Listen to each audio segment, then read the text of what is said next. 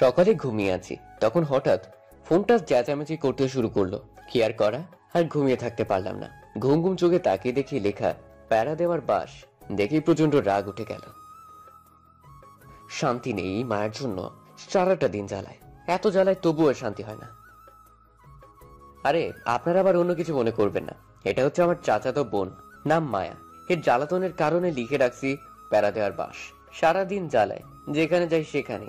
এই জ্বালায় ওয়াশরুমে গিয়েও শান্তি নাই। এদিকে ফোনটা বেজেই যাচ্ছে, আর ধরলাম না। ফোনটা সাইলেন্ট করে রেখে আবার শুয়ে পড়লাম। কিছুক্ষণ পর আমার বোনটা এসে ধাক্কাতে লাগলো আর বলল, ভাইয়া, ওই ভাইয়া, জলদি ওঠ, কথা আছে। দূর হয়ে যা শয়তান, এখন চোখের সামনে থেকে একটু ঘুমাতে দে আমায়। এখন না শুনলে আম্মু ঝাড়ু নিয়ে আসবে, এই বলে দিলাম। যদি ঝাড়ুর বাড়ি খেতে না চাস তাহলে উঠে পড়। এটা শুনে তাড়াতাড়ি ঘুম মামা চলে গেল। আমি আম্মু একটু ভয় পাই বেশি, কিন্তু আব্বুর সাথে বন্ধুর মতো ফ্রি। তখন আমি বললাম, বল, উঠে পড়ছি। আম্মু বলছে তোকে নিচে যেতে, জলদি গিয়ে শুনে আয়। ঠিক আছে, এখনই যাচ্ছি।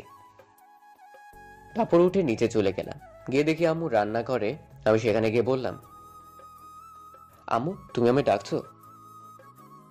ডাকছি মানে তোকে ঝাড়ু দিয়ে মারবো। তুই মায়া কল দিলে ধরিস না কেন? কি বলবো, এই জ্বালায় ফোন ধরতে মন চায় না, কিন্তু আম্মুর জন্য ধরতে হয়। যদি না ফোন ধরি তাহলে এমনি উল্টোপাল্টা বিচার দিয়ে দেয়। আর অবশেষে জাতীয় ঝাড়ুর বাড়ি আমার পিঠে পড়ে। কারে বলবো এত কষ্টের কথা? আমার চুপ করে থাকা দেখে আম্মু বলল, কিরে কথা বলছিস না কেন? তুই মায়ার ফোন ধরিস না কেন? আম্মু আমি মায়ের ফোন সব সময় ধরি। মিথ্যা কথা বলছে তোমার কাছে। তুই ফোন যদি ধরিস তাহলে তোকে এখন কতগুলো কল দিয়েছি, তুই ধরলি না কেন? আমি ঘুমিয়েছিলাম, তাই তার ফোন শুনতে পাইনি। আচ্ছা ঠিক, যা, কিছু বললাম না আজ। আর তোকে মায়া বলেছে এখনই যেতে, কি কাজ আছে বললো, গিয়ে দেখ তো। কাজ না ছাই, শুধু শুধু নিয়ে যাবে শয়তান মাইয়া। কিরে জলদি যা, গিয়ে দেখে আয়। কি আর করা, তারপর চলে আসলাম বাহিরে। এসে দেখি সকাল 9টা বাজে। ওহো, আমার চাচার বাসা আমাদের বাসা থেকে একটু দূরেই, 10 মিনিট হাঁটলেই চলে যাওয়া যায়। চলুন যেতে যেতে পরিচয় দিয়ে ফেলি। আমার নাম নীরব আহমেদ। আমরা এক বোন এক ভাই। বোনটা আমার ছোট, আমি এবার ইন্টারে পড়ি, আর বোনটা নবম শ্রেণীতে পড়ে। আব্বু একটা সরকারি জব করে, আম্মু বাসায় থাকে। মধ্যবিত্ত আমরা সব মিলে হ্যাপি ফ্যামিলি। আর চাচা আমাদের চেয়ে অনেক বড় লোক, আর তার একটাই মেয়ে, নাম মায়া। আরেকটি ছেলে ছিল, জন্মের সময় মারা গেছে। তারপর মায়া এসেছে এই পৃথিবীতে। মায়া আমার থেকে 2 বছরের বড়। মায়া এখন অনার্সে পড়ে। ওহো, আপনাদের বলতে বলতে চলে এসেছি চাচার বাসায়। তখন কলিং বেল বাজালাম। কিছুক্ষণ পর চাচি এসে খুলে দিল। তখন আমি সালাম দিয়ে বললাম, কেমন আছো চাচি তুমি? ভালো আছি বাবা, তুই কেমন আছিস? আমিও খুব ভালো আছি। তা এত দেরি করে আসলি কেন? মায়া কখন থেকে কল দিচ্ছে, আর তোর ওপর যা রাগ করেছে সব আমার ওপর দেখিয়েছে। ঘুম থেকে উঠতে একটু লেট হলো। আর চাচা কোথায়? তোর চাচা মায়ার রাগ দেখে তাড়াতাড়ি চলে গেছে। জানিস তো কেমন রাগী মেয়ে, আর সব রাগ আমার ওপর দেখিয়েছে। জলদি যা, ওপরে গিয়ে রাগ ভাঙা। দেখ কিসের জন্য তোকে ডাকছে। ঠিক আছে, যাচ্ছি। তারপর উপরে গিয়ে দরজায় টোকা দিয়ে বললাম, ভাইয়া দরজাটা খোলো, আমি আসছি। ভেতর থেকে কোনো সারা শব্দ নেই। তখন আবার ডাকলাম, তাও কোনো শব্দ আসছে না। তখন আমি বললাম, ঠিক আছে, তাহলে আমি চলে গেলাম। এটা বলে পিছনে ফিরলাম। সাথে সাথে দরজা খুলে একটা টান দিয়ে রুমে নিয়ে দেয়ালের সাথে আমায় ধাক্কা দিয়ে জোরে গলা চেপে ধরলো, আর রাগী গলায় বলল, তোকে আমি কতগুলো কল দিয়েছি, তুই আমার কল রিসিভ করিস নাই কেন? এতটাই জোরে গলা চেপে ধরলো কথা বলতে পারছি না, আর প্রচন্ড ব্যথা পাচ্ছিলাম। তখন মায়া আবার বলল, তোকে কতবার বলছি আমার সাথে সাথে ফোন রিসিভ করবি, তোকে যখনই বলবো আমার কাছে আসবি, তারপরও কেন আসিস না বল? কিছুই বলতে পারছি না। কিছুক্ষণ এমন করে গলা চেপে ধরে থাকলে বেঁচে থাকা অসম্ভব হয়ে যাবে।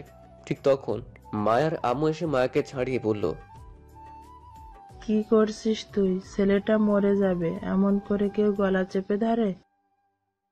আমায় ছেড়ে দেওয়ার পর কাশতে লাগলাম। আমি গলায় ধরে আস্তে আস্তে নিঃশ্বাস নিতে লাগলাম। তখন মায়া বলল, মেরে ফেলবো ওকে। কতবার বলেছে আমার কল রিসিভ করবি, যখন বলবো তখন আসবি, কিন্তু গতকাল রাত থেকে আমার কল রিসিভ করে না। গতকাল রাতে আদিবাকে বলেছি ওকে পাঠিয়ে দিতে, কিন্তু বলার পর তাও আসলো না। সকালে কল দিয়েছি, রিসিভ করলো না। ছেলেটার কি ঘুম নেই চোখে? যখনই বলবি তখনই আসতে হবে। রাতে ঘুমাচ্ছিল তাই হয়তো আসেনি। আর এত ফোন দেওয়ার কি হয়েছে? তুমি চুপ করো, তোমায় কথা বলতে বলছি। তুমি তোমার ঘরে যাও। এটা বলে মায়া তার আম্মুকে তার আম্মু রুমে পাঠিয়ে দিল আর দরজা আটকে সে খাটে বসে রইল। আমি দেওয়ালের সাথে মিশে চুপ করে দাঁড়িয়ে আছি। নিচের দিকে তাকিয়ে কিছু বলার নেই। আমি সত্যিই গতকাল রাত থেকে ফোন রিসিভ করিনি। আমায় রাতে আদিবা বলেছে আসছে, কিন্তু আমি ইচ্ছে করে আসিনি। কিছুক্ষণ এভাবে যাওয়ার পর মায়া আমার দিকে তাকিয়ে দেখে আমি নিচের দিকে তাকিয়ে আছি। তখন আমায় বলল, কিরে চুপ করেছিস কেন? আমি চুপ করে নিচের দিকে তাকিয়ে আছি। কিরে কথা বল, রাগ করেছিস? হ্যাঁ, এত কষ্ট দিয়ে বলে রাগ করছে কিনা, শয়তান মাইয়া। খুব ব্যথা পাইছিস গলায়? না, ব্যথা পাইনি। তখন মায়া দৌড়ে আমার সামনে এসে হাঁটু গেড়ে বসে পড়লো আর বলল, সরি, প্লিজ আমায় ক্ষমা করে দে। তুই তো জানিস আমার রাগ উঠলে নিজেকে কন্ট্রোল করতে পারি না। তুই যখন গতকাল আসিস নাই তখন খুব রাগ হয়েছিল, আর সকালে যখন আমার ফোন রিসিভ করিস নাই তখন আরো রাগ হয়েছিল। তাই রাগের মাথায় তোকে একটু বেশি জোরে গলা চেপে ধরে ফেলেছি। প্লিজ ক্ষমা করে দে। ঠিক আছে, যাও, ক্ষমা করে দিলাম। সত্যি কথা বলছিস তুই? সত্যি কথা বলছি। তখন মায়া উঠে সাথে সাথে দুই গালে দুইটা কিস করে বলল, তুই ঘাটে বস, আমি একটু ওয়াশরুম থেকে আসছি। আমি মাথা নেড়ে হ্যাঁ বললাম। তারপর খাটে গিয়ে বসলাম। কিছুক্ষণ পর মায়া ওয়াশরুম থেকে বের হয়ে আসলো আর আমি তার দিকে তাকিয়ে দেখি অবাক হয়ে গেছি। নিজের কাছে কেমন জানি লজ্জা লাগছে আমার। আপনারা বুঝতে পারলে না তো বলছি কি হয়েছে। মায়া একদম শর্ট প্যান্ট আর গেঞ্জি পরে আসছে আমার সামনে। তখন মায়া আমার আরো কাছে আসলো। আমি সাথে সাথে চোখ বন্ধ করে দিয়েছি আর বললাম, এগুলো কি পরে আসছো তুমি আমার সামনে? জলদি যাও, এগুলো চেঞ্জ করে আসো। কেন, আমায় কি ভালো লাগছে না? চোখ দুটো খুলে ভালো করে দেখ। না, আমি চোখ খুলবো না, তুমি যাও, এগুলো চেঞ্জ করে আসো। তুই চোখ না খুললে আমি তোর সাথে অন্য কিছু করব। জলদি চোখ দুটো খুল। কি করবো আর, বিপদে পড়ে চোখ খুললাম আর অবাক হয়ে তাকিয়ে আছি। তখন মায়া বলল, কিরে এমন করে কি দেখছিস? আচ্ছা, আমায় কেমন লাগছে এখন? খুব সুন্দর লাগছে। শুধু সুন্দর লাগছে, আর কিছু বলবি না? আচ্ছা, তুমি এগুলো আমার সামনে পরে আসলে কেন? তোর সামনে পড়ে আসবো না তো কার সামনে পড়ে আসবো? তুই তো দেখবি। মানে কি বলছো তুমি? কিছু না, গতকাল কিনে নিয়ে আসছি, তাই তোকে প্রথম পরে দেখালাম কেমন লাগলো। খুব বাজে, এগুলো আর কখনো পরবে না। আজ পরেছো, এতটুকুই থাক। তাহলে কি এটা ফেলে দিব? এগুলো না পরে লং 3 পিস পরবে বাসায়, আর বাহিরে বোরকা পরে বের হবে। আচ্ছা ঠিক আছে।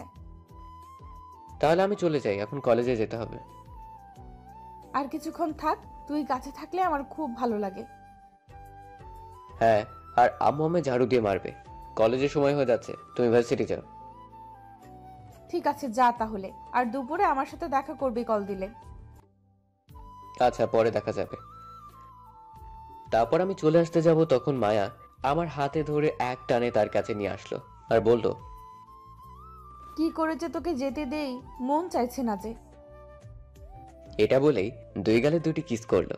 তখন আমি বললাম, এটা কি করলে তুমি? এগুলো ঠিক হচ্ছে না। আমরা কিন্তু বলতে গেলে ভাই বোন। আমরা অনেক বড় হয়েছি, মানুষ দেখলে খারাপ ভাবতে পারে। কিসের ভাই বোন? আমি তো সেগুলো কিছু ভাবি না। যে যাই ভাবতে থাকুক, আমি তোকে নিজের কাছে পেতে চাই। আমি চলে যাচ্ছি। তখন মায়া বলল, মায়া চলে যেতে তখন আমি নিচে আসলাম। আসার পর চাচিকে বললাম চলে যাচ্ছি। তখন চাচি বলল খেয়ে যেতে, কিন্তু আমি বললাম দুপুরে এসে খাবো। তারপর বাসায় এসে ফ্রেশ হয়ে রেডি হয়ে বের হয়ে পড়লাম কলেজে যাওয়ার জন্য। তখন সামনে দেখলাম জাহিদ যাচ্ছে। ওহো, জাহিদ আমার বন্ধু। আরো বন্ধু আছে, সাথে থাকুন, সব জানতে পারবেন। তখন আমি দৌড়ে গিয়ে বললাম, কিরে তুই আমায় আজ একা রেখে চলে যাচ্ছিস? একবার ফোন করে তো বলতে পারতি। ফোনে টাকা নাই তাই ফোন দিতে পারিনি। আমি মনে করেছি তুই চলে গিয়েছিস। আচ্ছা চল, সময় কম। তারপর হেঁটে যেতে লাগলাম। আমরা যেই কলেজে পড়ি আমাদের বাসা থেকে অনেকটা দূরে। সিএনজি যেতে হয়, ভাড়া 10 টাকা নেয়। কিছু দূরে সিএনজি স্ট্যান্ড। তখন ভাবলাম দুজনের জন্য 2টা আইসক্রিম নেওয়া যাক, খেতে খেতে যাব। যে বাবা সেই কাজ, কিনে খেতে খেতে যাচ্ছিলাম। কিছু দূর যাওয়ার পর আমার জুতোর ফিতা খুলে গেল। তখন মুখে আইসক্রিম নিয়ে বাজছিলাম, হঠাৎ মায়া কোথা থেকে এসে আমার মুখ থেকে আইসক্রিম নিয়ে খেতে লাগলো আর বলল, যাক, তাহলে যা চাইলাম তা পেয়ে গেলাম। তারপর মায়া চলে গেল। তখন জাহিদ বলল, এটা কি হলো দোস্ত? তোর মুখের আইসক্রিম নিয়ে খেয়ে ফেললো? হয়তো টাকা নেই তাই নিয়ে গেছে। আচ্ছা চল এখন যাওয়া যাক, এগুলো ভেবে লাভ নেই। ঠিক আছে, চল যাওয়া যাক। তারপর আমি আর জাহিদ হাঁটতে লাগলাম। ওহো, আপনাদের কাছে তো বলাই হয়নি মায়ার ভার্সিটি কোথায়। মায়ার ভার্সিটি আর আমাদের কলেজ দুটি 2 রাস্তায় দিয়ে যেতে হয়, তাই একটু বাঁচা গেল। নয়তো কলেজে গিয়েও ঝালাতো মায়ার ভার্সিটি একটু কাছেই। তারপর আমি আর জাহিদ গিয়ে একটা সিএনজিতে উঠে পড়লাম। কিছুক্ষণ পর সিএনজি ছেড়ে দিল। 15 মিনিট পর কলেজ চলে আসলাম। সিএনজি থেকে নেমে ভাড়া দিয়ে কলেজে চলে আসলাম মাঠ দিয়ে। ক্লাসে যাচ্ছিলাম, তখন নীলা এসে পথ আটকে দাঁড়ালো। নীলা হচ্ছে এইখানকার নেতার মেয়ে। নীলা নাকি আমায় পছন্দ করে, কিন্তু আমি তাকে পছন্দ করি না, কারণ সে রাতে ড্রিঙ্ক করে বাজে নেশা করে, তাই আমি তাকে পছন্দ করি না। তখন নীলা বলল, আমার জানো চলে আসছে, আমি সেই কখন থেকে বসে আছি তোমার জন্য। এই, তোমাকে না আমি বললাম আমার সামনে আসবে না, তবু আসছো কেন? তুমি তো জানো আমি তোমাকে কতটা ভালোবাসি, তাহলে কেন তোমার কাছে টেনে নিচ্ছ না? আমি আগেও বলেছি, এখন আবার বলছি, ভালো করে শুনে রাখো, আমি তোমাকে ভালোবাসি না, সামনে থেকে সরো। এই বলে আমি নীলার পাশ কেটে চলে আসতে লাগলাম। তখন নীলা বলল, তুমি যতই না বলো না কেন, একদিন ঠিক আমায় ভালোবাসতে হবে। আমি তোমার ভালোবাসা নিয়েই ছাড়বো। আমি কিছু না বলে চলে আসলাম ক্লাসে। এসে বসে আছি, তখন জাহিদ বলল, দোস্ত, এই মেয়ে যে আঠার মতো তোর পিছে লাগছে, একদিন তোকে ঠিক ভালোবাসার কথা বলিয়েই ছাড়বে দেখিস। তার চেয়ে ভালো এখনই বলে দে ভালোবাসিস। শোন, আমি কল্পনাও ভাবি না এই মেয়ের কথা কোনোদিন আমি একে ভালোবাসতে যাব। যদি তোর ইচ্ছে হয় তাহলে তুই গিয়ে প্রেম কর, আর নয়তো চুপ থাক। তখন জাহিদ বলল, না থাক, এই মেয়ে আমার লাগবে না, চুপ থাকছি। তখন জাহিদ চুপ করে রইল। কিছুক্ষণ পর স্যার ক্লাসে আসলো। তখন আমি জাহিদকে বললাম, কিরে, ওই 2 হারামি কই আজ আসলো না যে? কার কথা বলছিস তুই? ফার আর সাবিরের কথা? ওই দুটো কোথায় আজ? আমিও জানি না, গতকাল তো কিছু বলেনি। আচ্ছা, পরে ফোন করে জেনে নিব কেন আসেনি। এখন ক্লাস কর। তারপর ক্লাসে মনোযোগ দিলাম। এক এক করে 4টি ক্লাস করলাম। পঞ্চম ক্লাস হচ্ছে সাবিনা ম্যাডাম এর। এই ক্লাস কেউ মিস করে না। আগের ক্লাসগুলো মিস করলেও কারণ এই ম্যাডাম অনেক মজা করে। ক্লাসে এসে সবার সাথে দুষ্টুমি করে, আর দেখতে খুবই সুন্দর ম্যাডাম। বয়স খুবই কম, এখনো তার বিয়ে হয়নি। এখন বুঝতেই পারছেন তো। তারপর ম্যাডাম ক্লাসে আসার পর সবাই দাঁড়িয়ে গেল, আর ম্যাডাম বলল, বসে বড় সব বড় বড় বাচ্চারা, তা আজ সবাই ক্লাসে আছে? তখন সবাই বলল, হ্যাঁ, কিন্তু আমি বললাম, না ম্যাডাম, 2 জন আসেনি। কে আসেনি আজ? ফাহাদ আর সাব্বির আসেনি ম্যাডাম। এই শয়তান পোড়া 2টা ঠিক মতো ক্লাসে আসে না। আগামীকাল কিছু একটা করতে হবে এদের দুজনকে। আচ্ছা, আজ তোমাদের কিছু প্রশ্ন করব, উত্তর দিবে। যাকে যেটা বলবো সেটা উত্তর দিতে হবে। তখন সবাই মিলে হ্যাঁ বলল। তখন ম্যাডাম বলল, প্রথম একজন ছেলেকে জিজ্ঞেস করবে, তারপর একজন মেয়েকে। তখন প্রথম জাহিদকে বলল দাঁড়াতে, আর জাহিদ বলল, ম্যাডাম, এতগুলো ছাত্র রেখে আমায় প্রথম ধরতে হলো, এটাই ভয় পাচ্ছিলাম। এখন তোমাকে যা বলবো তার বিপরীত নাম বলতে হবে, মানে হাসির। চেষ্টা করব, বলেন ম্যাডাম। হঠাৎ আমার ফোন বেজে উঠল। আমার ফোনটা সাইলেন্ট করা, তাই শব্দ হয়নি, কিন্তু পকেটে ফোন, তাই কাঁপাকাঁপি শুরু করছে। আমি আর ফোন দেখলাম না, কারণ ম্যাডাম এদিকেই তাকিয়ে আছে। তখন ম্যাডাম বলল, তোমার নাম কি? ফেসবুক। তোমার আব্বুর নাম কি? ইউটিউব। তোমার আম্মুর নাম কি? গুগল। তোমার বোনের নাম কি? হোয়াটসঅ্যাপ। তোমার ছোট ভাইয়ের নাম কি? টুইটার। ম্যাডাম নাম শুনে হাসতে লাগলো, তখন হাসতে হাসতে বলল, হ্যাঁ, ভালো বলছো, বসো। এখন নীলা দাঁড়াও। তখন নীলা দাঁড়িয়ে বলল, হ্যাঁ বলুন ম্যাডাম। তুমি কাউকে ভালোবাসো এই কলেজের মাঝে? থাকলে বলতে পারো আমায়, আমি সাহায্য করতে পারি। এটা শুনে নীলা খুব খুশি হলো। তখন নীলা কিছু বলতে যাবে তার আগে কেউ ম্যাডামকে ডাকলো। ক্লাসের বাহির থেকে কণ্ঠটা মেয়ের। তখন সবাই তাকিয়ে দেখলো একটা মেয়ে। আমায় তাকিয়ে দেখি মায়া অবাক হয়ে গেছি। তাকে দেখে তখন ম্যাডাম বলল, তুমি এই ক্লাসে? না, আমি এই ক্লাসের না। তাহলে তুমি কোন ক্লাসের? আমি অনার্সের ছাত্রী। ম্যাডাম অবাক হয়ে বলল, তাহলে তুমি এই কলেজে কি করছো ভার্সিটি রেখে? তখন মায়া ভিতরে এসে ম্যাডামের কাছে একটা লাঠি ছিল, সেটা নিয়ে আমার কাছে এসে মায়া আমার 2টা বাড়ি দিয়ে বলল, এই শয়তানটার জন্য আসছি। কতগুলো কল দিয়েছি তবুও রিসিভ করে না। আজ একে মেরেই ফেলবো আমি। এই বলে আমায় মারতে লাগলো মায়া। তখন ম্যাডাম এসে মায়ের হাত থেকে লাঠি নিয়ে বলল, থামো বলছি। তুমি কি দেখছো না ও এখন ক্লাসে আছে? না, আমি দেখি না। না দেখলে এখন দেখে নাও। আর ক্লাসে থাকলে তাহলে ফোনটা রিসিভ করবে কি করে শুনি? আর তুমি বা কেন কল দেবে? তুমি কি জানো না এখন ক্লাসের টাইম? আমি এত কিছু জানতে চাই না। কোথায় আছে না আছে, আমার ফোন রিসিভ করেনি কেন? এই বলে আমায় আবার ঘুষি মারতে লাগলো। শয়তানটার জ্বালায় এখন ক্লাসেও শান্তি নেই। তখন ম্যাডাম বলল, তোমরা দুজন ক্লাসের বাইরে গিয়ে মারামারি করো, কিন্তু এই ক্লাসে না। যাও, ক্লাস থেকে বের হও। তখন মায়া রেগে আমার ব্যাগ নিয়ে বাহিরে চলে গেল। আমি আর কি করব, আস্তে আস্তে বের হয়ে যেতে লাগলাম। তখন ম্যাডাম আমায় বলল, শোনো, নেক্সট টাইম ক্লাসে ফোন নিয়ে আসবা না, মনে থাকে যেন কথাটা।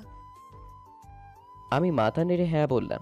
তখন ম্যাডাম আবার বলল, এটা কি তোমার গার্লফ্রেন্ড? আমি কিছু বলবো তখন একটু নীলার দিকে তাকিয়ে দেখি নীলা রেগে অ্যাটম বোম হয়ে গেছে। তখন আমি মনে মনে বললাম, এখন মায়া তো নেই, থাক আর চাচাতো বোন বলবো না। হ্যাঁ বলেই দিই, অন্তত পক্ষে নীলা তো পিছু ছাড়াবে। আমি চুপ করে আছি বলে তখন ম্যাডাম আবার বলল, কি হলো বলো? লজ্জা না পেয়ে সত্যি কথা বলে ফেলো। তখন আমি ম্যাডামকে উদ্দেশ্য করে বললাম, ম্যাডাম আমার গার্লফ্রেন্ড। আমিও বুঝতে পারছি অনেক রাগী মেয়ে, আর দেখে যা বুঝতে পারছি তোমাকে অনেক ভালোবাসি। ম্যাডাম এখন যাই আমি। আমি এই বলে ক্লাসের বাইরে চলে আসলাম। এসে দেখি মায়া কলেজ থেকে বের হয়ে যাচ্ছে। তখন আমি দৌড়ে মায়ের কাছে গিয়ে কিছু বলতে যাব, তখন মায়া আমায় আমার ব্যাগ দিয়ে মারতে লাগলো আর বলল, তোকে কতদিন বললাম আমার ফোন সাথে সাথে রিসিভ করবি, তবুও কেন রিসিভ করিস না? তখন আমি মায়াকে বললাম, তুমি ভার্সিটি রেখে কলেজ আসলে কেন, এটা আগে বলো। এখনো তোমার ক্লাস টাইম? আগে তুই বল আমার ফোন কেন রিসিভ করিসনি? যা বাবা, ক্লাসে কি করে ফোন রিসিভ করব? তুমি কি জানো না ক্লাসে ফোন নিয়ে যাওয়া নিষেধ? সেখানে কি করে কথা বলবো? কেন, তুই ফোন নিয়ে বাইরে চলে আসতি, তাহলে কি পায়ে ব্যথা করতো? আচ্ছা সরি সরি, এখন বলো কিসের জন্য কল দিলে আমায়? তখন মায়া আমার গলায় চেপে ধরে বলল, নেক্সট টাইম যেন আর না হয়, তাহলে কিন্তু তোর খবর আছে। তারপর ছেড়ে দিল আর বলল, আয়, আমার সাথে গেলেই বুঝতে পারবি কি জন্য। আমি মাথা নেড়ে হ্যাঁ বললাম। তারপর পিছু পিছু যেতে লাগলাম। কিছুটা সামনে গিয়ে একটা দোকান থেকে আইসক্রিম নিল। মায়া নিয়ে একটা ফাঁকা নির্জন জায়গায় নিয়ে গেল, গিয়ে বলল, এখানে বস। আমি মাথা নেড়ে হ্যাঁ বললাম আর বসে পড়লাম। তখন মায়া আমার হাতে আইসক্রিম নিয়ে বলল, এই আইসক্রিম তুই না কামড়িয়ে এই কিছুক্ষণ খাবি। তারপর আমায় দিবি, আমি খাবো। আমি মায়ের কথা শুনে অবাক হয়ে গেছি। তখন আমি বললাম, তুমি আমার মুখেরটা খাবে? হুম, খাবো। যাওয়ার সময় যে আইসক্রিম তোর মুখ থেকে নিয়ে গেছিস অনেক মিষ্টি লেগেছে। যখন শেষ হয়েছে তখন আমি যখন আরেকটা কিনে খেলাম তখন তিতে লাগছে। এখন তুই খেয়ে দিবি, তারপর আমি খাবো। কি পাগল মেয়ে রে বাবা, আজকালের বাচ্চাদেরও কিছু খাওয়ানো যায় না, আর মায়া আমার মুখেরটা খেতে চাইছে। বুঝতে পারছি না কি হয়েছে। তখন মায়া ধমকে আবার বলল, কি হলো, জলদি খাওয়া শুরু। এত জোরে ধমক দিয়েছে আমি ভয় পেয়ে গেছি।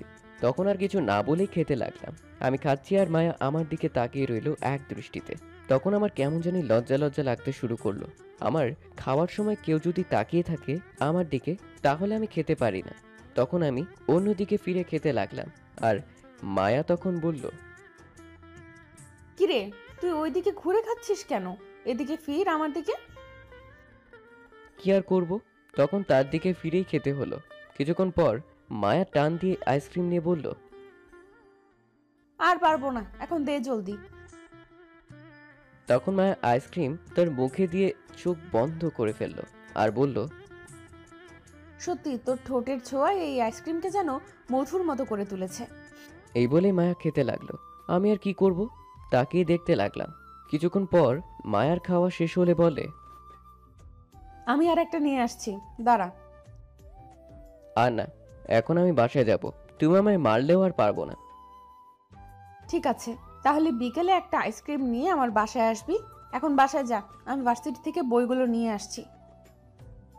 আচ্ছা ঠিক আছে। তারপর আমি সেখান থেকে চলে আসলাম আর এসে একটা সিএনজিতে উঠে বসে বসে ভাবতে লাগলাম, মায়ের এমনটা করা কি ঠিক হচ্ছে?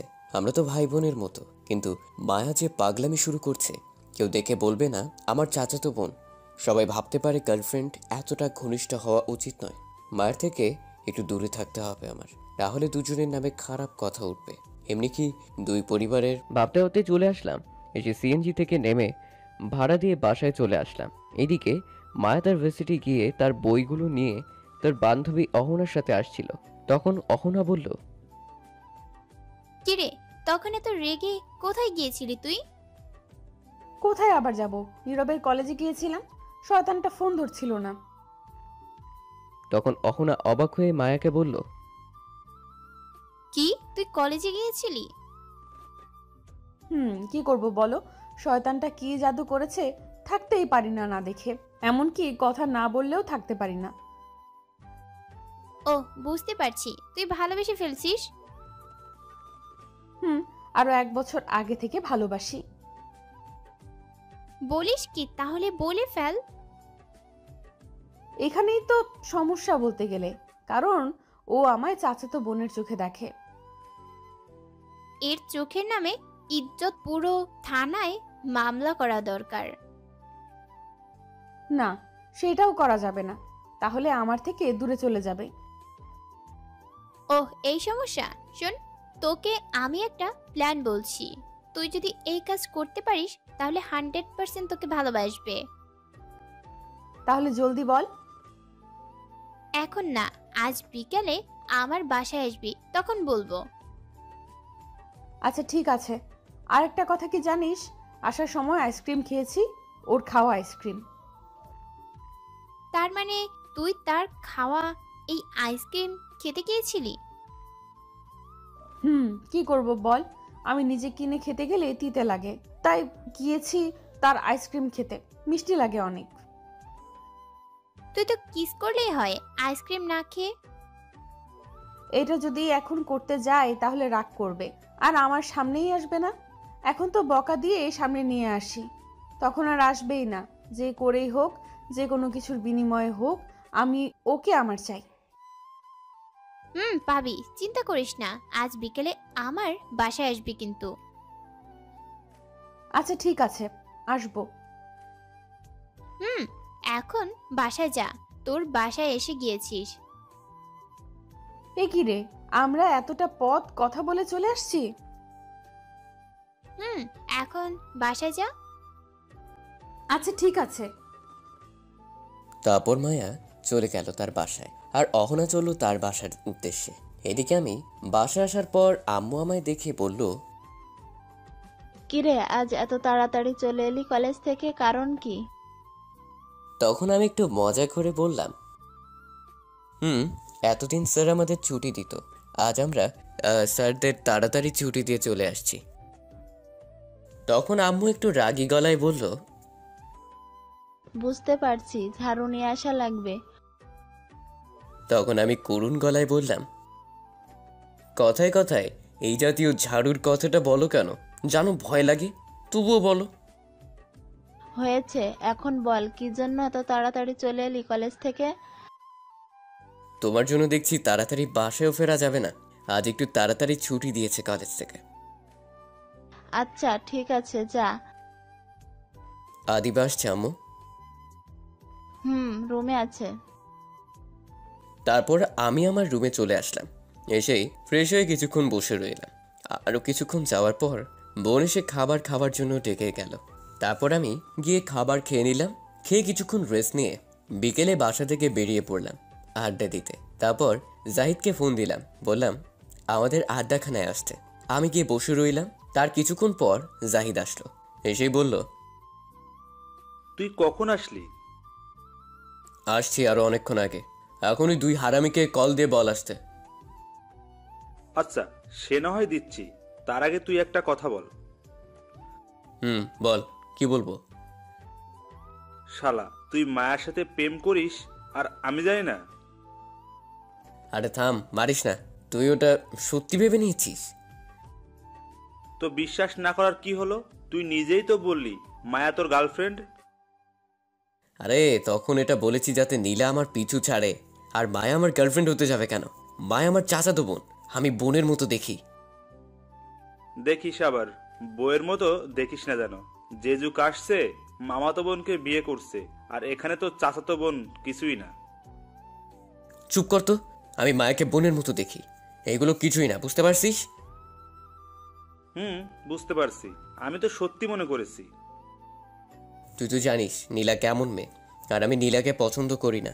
আর তাছাড়া দেখিস তো আমার জ্বালায় আমি না করেছি তবুও কথা শুনছে না। তাই ম্যাডাম যখন জিজ্ঞেস করলো আর না করলাম না, হ্যাঁ বলে দিলাম, কারণ নীলা এটা শুনে পিছু ছাড়বে আমার। নীলা কখনো তোর পিছু ছাড়বে না। নিশ্চয়ই পিছু ছাড়বে, এটা শুনতে যেহেতু পেরেছে। তুই ভাবলি কি করে তোর পিছু ছাড়বে এই মেয়ে? তুই জানিস কি হয়েছে তুই আসার পর? কেন, কি হয়েছে?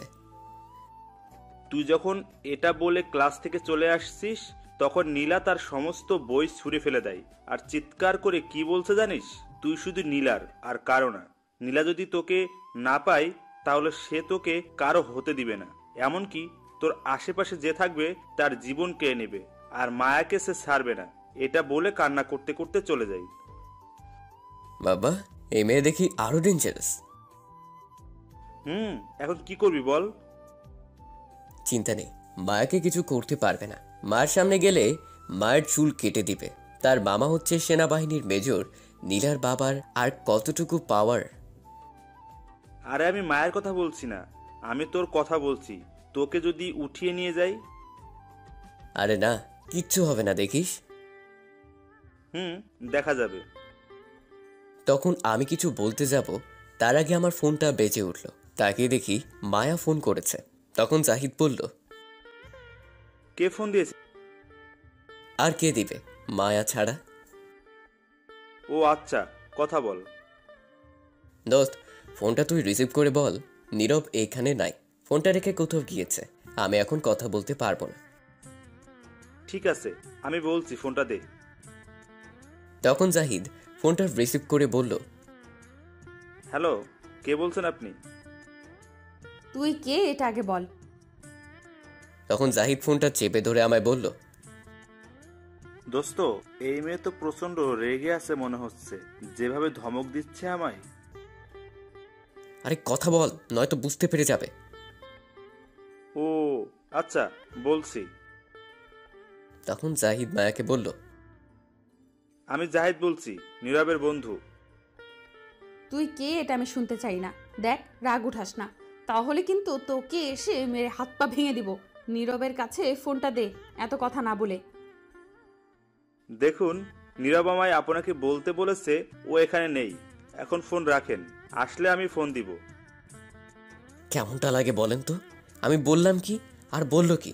তখন আমি জাহিদকে ঘুষি দিয়ে বললাম, শালা তোকে আমি বললাম আমি এখানে নেই বলতে, আর তুই বলে দিলি।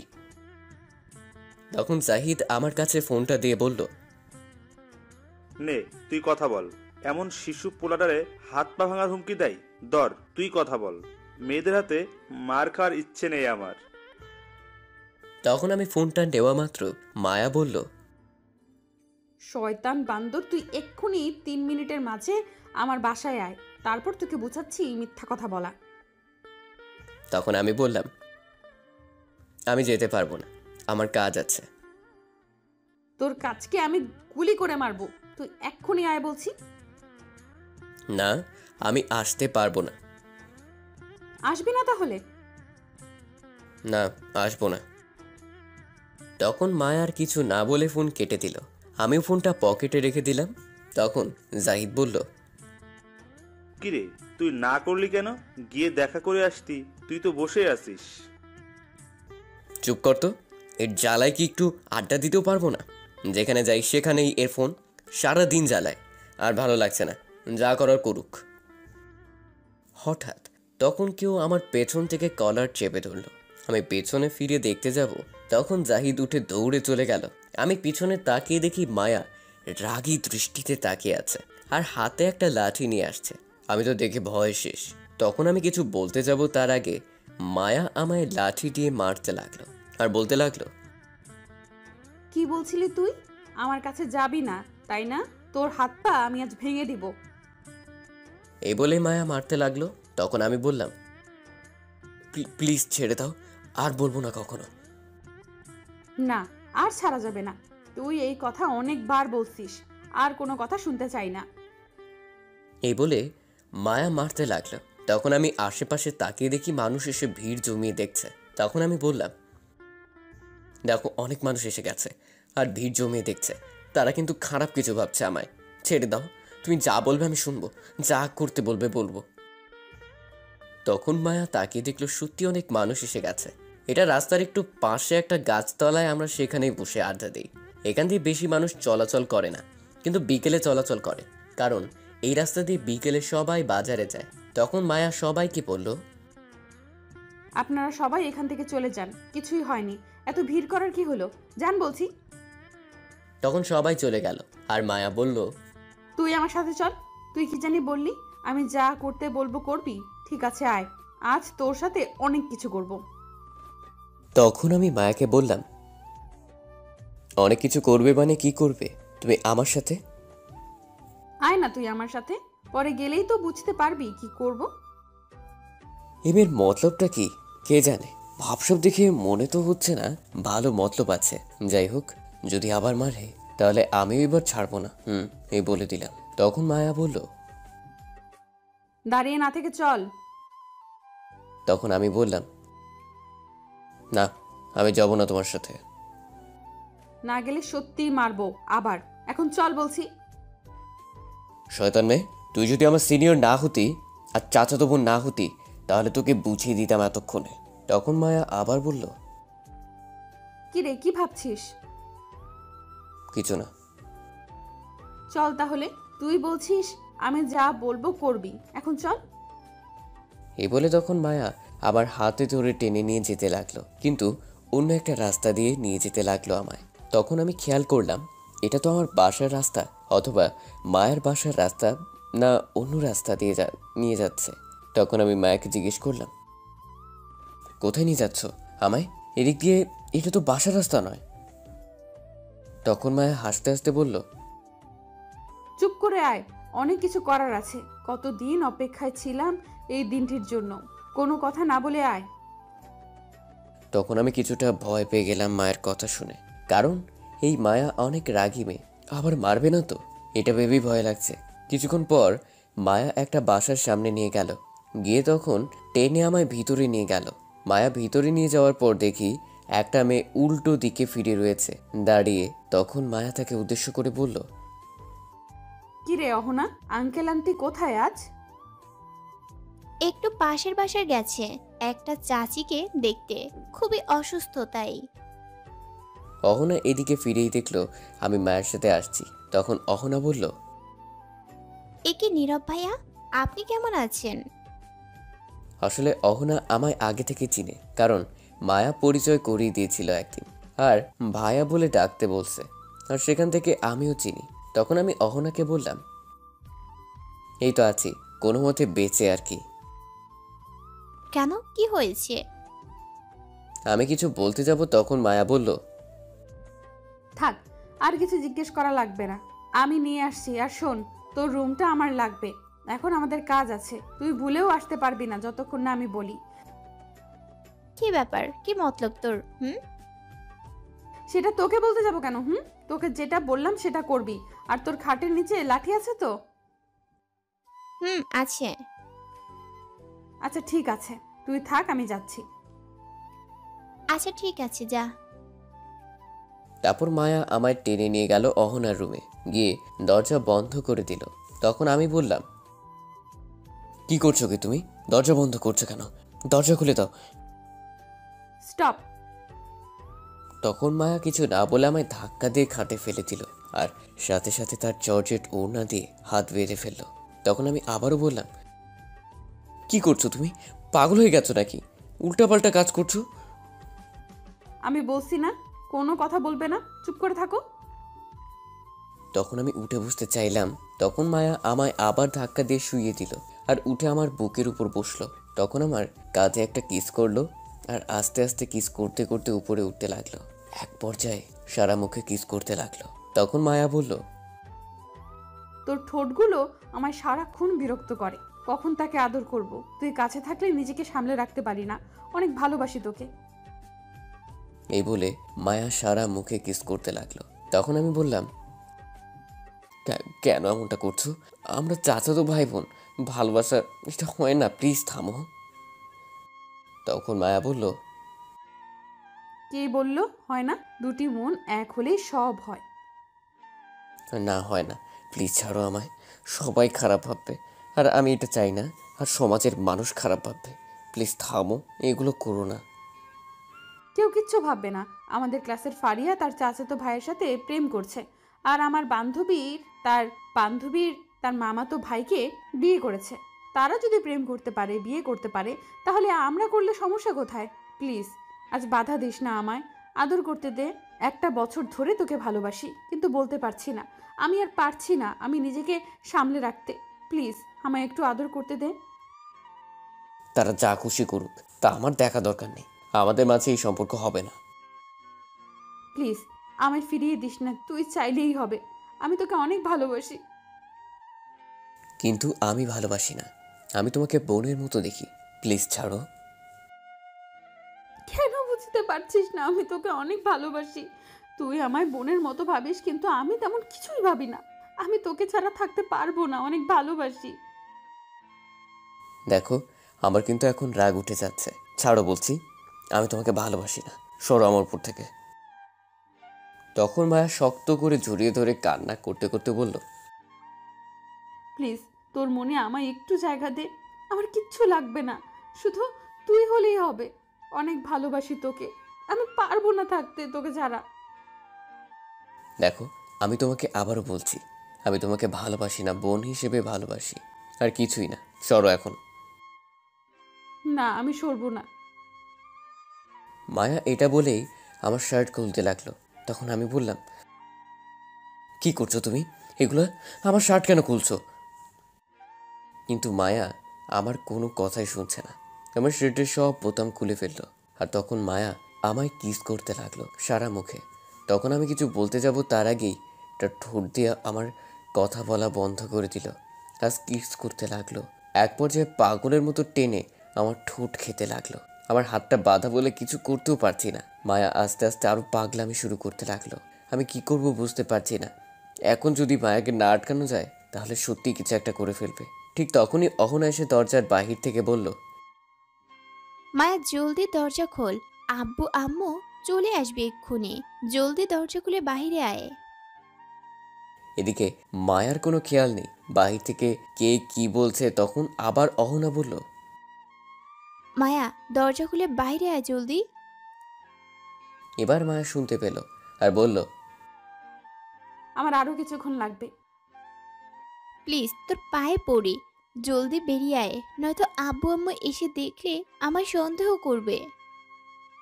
ঠিক আছে, আসছি, দাঁড়া। এই বলে মায়া আমার উপর থেকে নেমে গিয়ে দরজা খুলে দিল। আর অহনা তখন ঘরে এসে পড়লো আর দেখলো আমায় ওড়না দিয়ে বেঁধে খাটে ফেলে রাখছে, শার্টের বোতাম খোলা। তখন অহনা বলল, ছি, কি করছিলি তুই এগুলা? পাগল হয়ে গেলি নাকি বিয়ের আগেই এইসব? পাগল হয়ে গেছে ওর প্রেমে, আর ওকে পাওয়ার জন্য আমি সব কিছু করতে পারি। তাই বলে এক্ষুনি এইসব করতেই হবে? তখন মায়া আর কিছু বলল না, চুপ করে রইল। তখন আমি অহনাকে বললাম, অহনা, আমার হাতের বাঁধনটা খুলে দাও তো। তখন মায়া বলে উঠল, না, খুলবে না। তুই আগে বল আমায় ভালোবাসিস। অহনা, কি বললাম আমি বাঁধন খুলে দিতে? তখন অহনা এসে আমার হাতের বাঁধন খুলে দিল আর আমি উঠে মায়ের কাছে গিয়ে ঠাস করে দুটি চড় দিয়ে বললাম, ছি, তুমি ভাবলে কি করে এগুলো? তুমি আমার চাচাতো বোন, আমি তোমাকে বোনের মতো দেখি। তোমার ডাকে আসি বলে এই নয় যে আমি তোমাকে ভালোবাসি। তুমি আমার চাচাতো বোন বলে বেঁচে গেলে, নয়তো আরও কয়েকটি চড় দিতাম। আমি আর কখনো ফোন দিবে না। তুমি আজ থেকে এমনকি সামনে পর্যন্ত আসবে না। মনে রেখো, আজ থেকে তোমার আমার কোনো সম্পর্ক নেই। তোমার বাসায় আর আমায় ডাকবে না। আমি এই বলে চলে আসতে যাব, তখন মায়া আমার হাত ধরে বলল, প্লিজ তুই এমনটা করিস না। আমি থাকতে পারবো না তোকে ছাড়া, এক মুহূর্তের জন্যও পারবো না। আমি পারবো না তোকে ছাড়া থাকতে, অনেক ভালোবাসি তোকে। তখন আমি মায়ের হাতটি ছাড়িয়ে বললাম, তোমার মাথায় যা ঘুরছে তা ভাবা বন্ধ করে ফেলো। এই বলে দিলাম, আমার সামনে তো আসার কথা, কখনো কল দিবে না আমায়। তারপর আমি সেখান থেকে চলে আসলাম। আর আসার পর অখনো তখন মায়াকে বলল, তুই কি করলি এটা? তোর এখন বলার ঠিক হয়নি। তুই আমার সব প্ল্যান নষ্ট করে দিলি। কি করব বল, থাকতে পারছিলাম না যখন একটা কথা শুনতে পেয়েছি। কি কথা শুনতে পেয়েছিস? তুই নীলাকে চিনিস? চিনতে পারছি। কেন, কি হয়েছে? আজ ফোন করেছে কিছুক্ষণ আগে, আর আমায় বলেছে সে নাকি নীরবকে ভালোবাসে।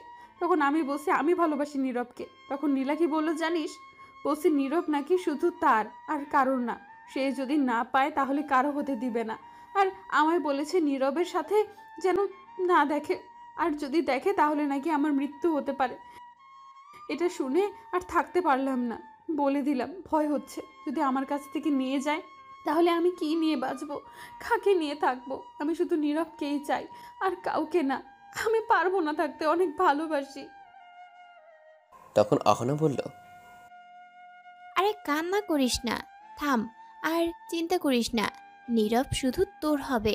কিন্তু তুই এইটা ভুল করেছিস। এখন রুমে এসে যা করছিলি। কি করব বল, রাজি হচ্ছে না। তাই ভাবলাম নিজের সবটা দিয়ে দেখি রাজি করতে পারি কিনা। এটা করেই ভুল করলি। এখন তোর উপর আরো রাগ উঠেছে গেছে। এখন এইটা ভাঙাতে প্রায় অসম্ভব হয়ে যাবে। সব প্ল্যান নষ্টই করে দিলি তুই আমার। আমি কিছুই জানি না, আমার শুধু নীরবকে চাই। যে কোনো কিছুর বিনিময়ে সব কিছু করতে রাজি আমি। ঠিক আছে শোন, এখন আমি যা বলবো তাই করবি। যদি তুই সব ঠিক মতো করতে পারিস তাহলে নীরব তোর হবেই। বল, আমি সব কিছু করতে রাজি নীরবকে পাওয়ার জন্য। বল কি করতে হবে। ঠিক আছে শোন তাহলে। গল্প শুনতে থাকেন, তাহলে সব আস্তে আস্তে জানতে পারবেন প্ল্যান কি ছিল। সব কিছু শুনে মায়া তখন বলল, ঠিক আছে, আমি সব কিছু করতে রাজি, সব করব পাওয়ার জন্য। কিন্তু এটা যদি না কাজ হয় তাহলে? এটা কাজ করবেই, চিন্তা করতে হবে না। কারণ আমিও এটা করেছি। আর আমার চাচাতো ভাইয়ের সাথে রিলেশন চলছে আমার। ওই শয়তান মেয়ে, তুই রিলেশন করছিস আগে বলিসনি কেন? ভেবেছিলাম বলবো বলবো, কিন্তু তুই তো আমার সাথে আর এই বিষয় নিয়ে কথা বলিসনি, তাই। আচ্ছা ঠিক আছে, দেখি তোর প্ল্যান কতটুকু কাজ করে, তাহলে আমি আগামীকাল থেকে কাজে লেগে পড়বো। তাই কর। আর ওই নীলাকে কিছু একটা করতে হবে। ওর কত বড় সাহস আমার জানকে আমার কাছ থেকে নিয়ে যাওয়ার হুমকি দেয়। আমি ওকে দেখে নিব। তা কি করবি তুই নীলাকে? তুই শুধু দেখ কি করি আমি নীলাকে। দেখি তুই কি করিস, তবে একটু তাড়াতাড়ি কিছু করিস, কারণ নীরব যেহেতু তোর উপর রেগে আছে, এখন তোর কাছ থেকে নিজেকে অনেক দূরে সরিয়ে নেবে। আর নীলা যেহেতু তোকে হুমকি দিয়েছে, তাহলে এই ফাঁকে নীলা তার কাজ করে যাবে, আর তোর থেকে বেশি এগিয়েও যাবে, আর নীলা নীরবকে পেয়েও যাবে। কখনো না, নীরব শুধু আমার, আর কারো না। এখানে আরেকটা চিন্তার বিষয় আছে। কি সেটা? যদি নীলা তার আব্বু আম্মুকে নিয়ে নীরবের বাসায় যায় বিয়ের কথা বলতে, তাহলে কি হবে? আরে এই চিন্তা নেই, আসলেও কিছু হবে না, আমি মামাকে দিয়ে তাদের দেখে নিব। ও আচ্ছা।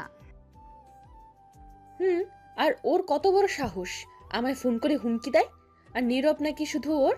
আমি নাকি নীরবকে ভুলে যেতে, যেখানে আমি না দেখে একদিন থাকতে পারি না, সেখানে আমায় হুমকি দিয়ে সারা জীবনের জন্য নিয়ে চলে যাবে। এটা কখনো হবে না, ও আমার জান। আচ্ছা, এই টপিক এখন থাক, আমি যা বললাম তা করতে থাক আগামীকাল থেকে, তাহলে দেখবি পাখি নিজে থেকে এসে ধরা দেবে। এখন আয় একটু ফুচকা খেয়ে আসি, আব্বু আম্মু চলে আসছে মনে হয়। এখন ফুচকা খেতে যাবি? চল। কিন্তু আমার তো ফুচকা খেতে মন চাইছে না। তাহলে কি খেতে মন চাইছে? আমার মন চাইছে ওর ঠোঁট খেতে, কত মিষ্টি ঠোঁট, কি টেস্ট। শয়তান মেয়ে কোথাকার, তোর কি একটু লজ্জা নেই? যা বাবা, লজ্জার কি হলো? এইখানে যেটা সত্যি সেটা বললাম, তুই যাই বলিস। আমার ওর ঠোঁট হলে আর কিচ্ছু লাগবে না, সারাদিন ঠোঁট খেতে পারলেই হবে। থাক আর বলিস না, চল তুই এখন। তুই ফুচকা না খেলেও আমি খাবো, আমার সাথে চল। আচ্ছা ঠিক আছে, চল। তারপর দুজন বেরিয়ে গেল রুম থেকে। রুমের বাইরে এসে দেখে অহনার আব্বু আম্মু বসে আছে। তখন অহনা তার আব্বু আম্মুর সাথে কথা বলে বাসার বাইরে চলে আসলো মায়াকে নিয়ে, আর ফুচকা খাওয়ার উদ্দেশ্যে যেতে লাগলো ফুচকার দোকানে। অহনার বাসা থেকে বেশি দূরে না, একটু সামনেই ফুচকার দোকান আছে। তারা ফুচকা খাওয়ার উদ্দেশ্যে যেতে লাগলো। এদিকে আমি অহনাদের বাসা থেকে বেরিয়ে আমার বাসায় যেতে লাগলাম, আর মনে মনে ভাবতে লাগলাম, ছি, মায়া আমার সাথে এমনটা করবে আমি ভাবতেও পারিনি। আমরা তো ভাই বোনের মতো, তাহলে কেন এমনটা করছে মায়া? যেটা ভয় পাচ্ছিলাম সেটাই হলো। আম্মু আব্বু যদি জানতে পারে চাচাতো বোনের সাথে এরকম সম্পর্কে জড়ানো হচ্ছিল, তাহলে আমার উপর রাগ ঝাড়বে, আর সবাই জানার পর মান সম্মান সব শেষ হয়ে যাবে, আর সবশেষে দুই পরিবারের সম্পর্ক নষ্ট হয়ে যাবে। আর আমি কখনো পারবো না এমনটা করতে। আজ থেকে আর মায়ের বাড়িতে যাব না, এমনি গিয়ে তার মুখটাও দেখবো না। এই বলে বাসায় চলে আসছিলাম, তখনই ফোনটা বেজে উঠল। তাকে দেখি অপরিচিত নাম্বার। তখন ফোন রিসিভ করার পর সালাম দিলাম। ওপাশ থেকে সালামের উত্তর নিয়ে বলল, কেমন আছো আমার মিষ্টি বর? তখন আমি রাগী গলায় বললাম, ফাজলামো রেখে বলেন কে আপনি, নয়তো ফোন কেটে দিলাম। আরে এত রাগ করো কেন তুমি? আমি নীলা। ও আচ্ছা, তাহলে তুমি। আর আমায় কেন ফোন দিলেন এখন? আমি ফোন দিব না তো কে দিবে? তুমি আমার মিষ্টি বর। ধ্যাৎ, ফালতু কথা শোনার সময় নাই এখন, ফোন রাখো। কি ব্যাপার, আজ এত রেগে আছো যে? কারণ কি? তুমি যতই রাগ করো আর আমার কাছ থেকে দূরে থাকো, আমি তো তোমাকে আমার করেই নিব। আরো কিছু বলার আছে? আর ওই মায়ের কাছ থেকে 100 হাত দূরে থাকবে, ভুলেও ওর কাছে যাবে না, আর কোনো মেয়ের দিকে তাকাবে না, এই বলে দিলাম।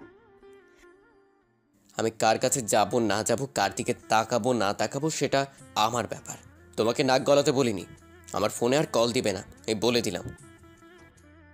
তুমি চাই বলো, তা আমার কিচ্ছু যায় আসে না, আমি শুধু তোমাকে চাই। আর একটা কথা, আমি আমার আব্বুকে তোমাদের বাড়িতে পাঠাবো বিয়ের কথা বলতে খুব তাড়াতাড়ি। এই বলে নীলা ফোন কেটে দিল। আমি আর কিছু না ভেবে বাসায় চলে আসলাম। এসে রুমে গিয়ে শুয়ে রইলাম। রাতে বোন এসে খাবার খাওয়ার জন্য ডেকে গেল। আমি খাবার খেয়ে সোজা রুমে চলে আসলাম। এসে ফোন বন্ধ করে ঘুমিয়ে গেলাম। ওদিকে মায়া খাবার খেয়ে তার রুমে গিয়ে আমায় ফোন দিতে গিয়ে দেখলো ফোন বন্ধ। তখন মায়া মনে মনে হাজারটা বকা দিয়ে শুয়ে পড়ল। সকালে মায়া একটু জলদি উঠে গেল।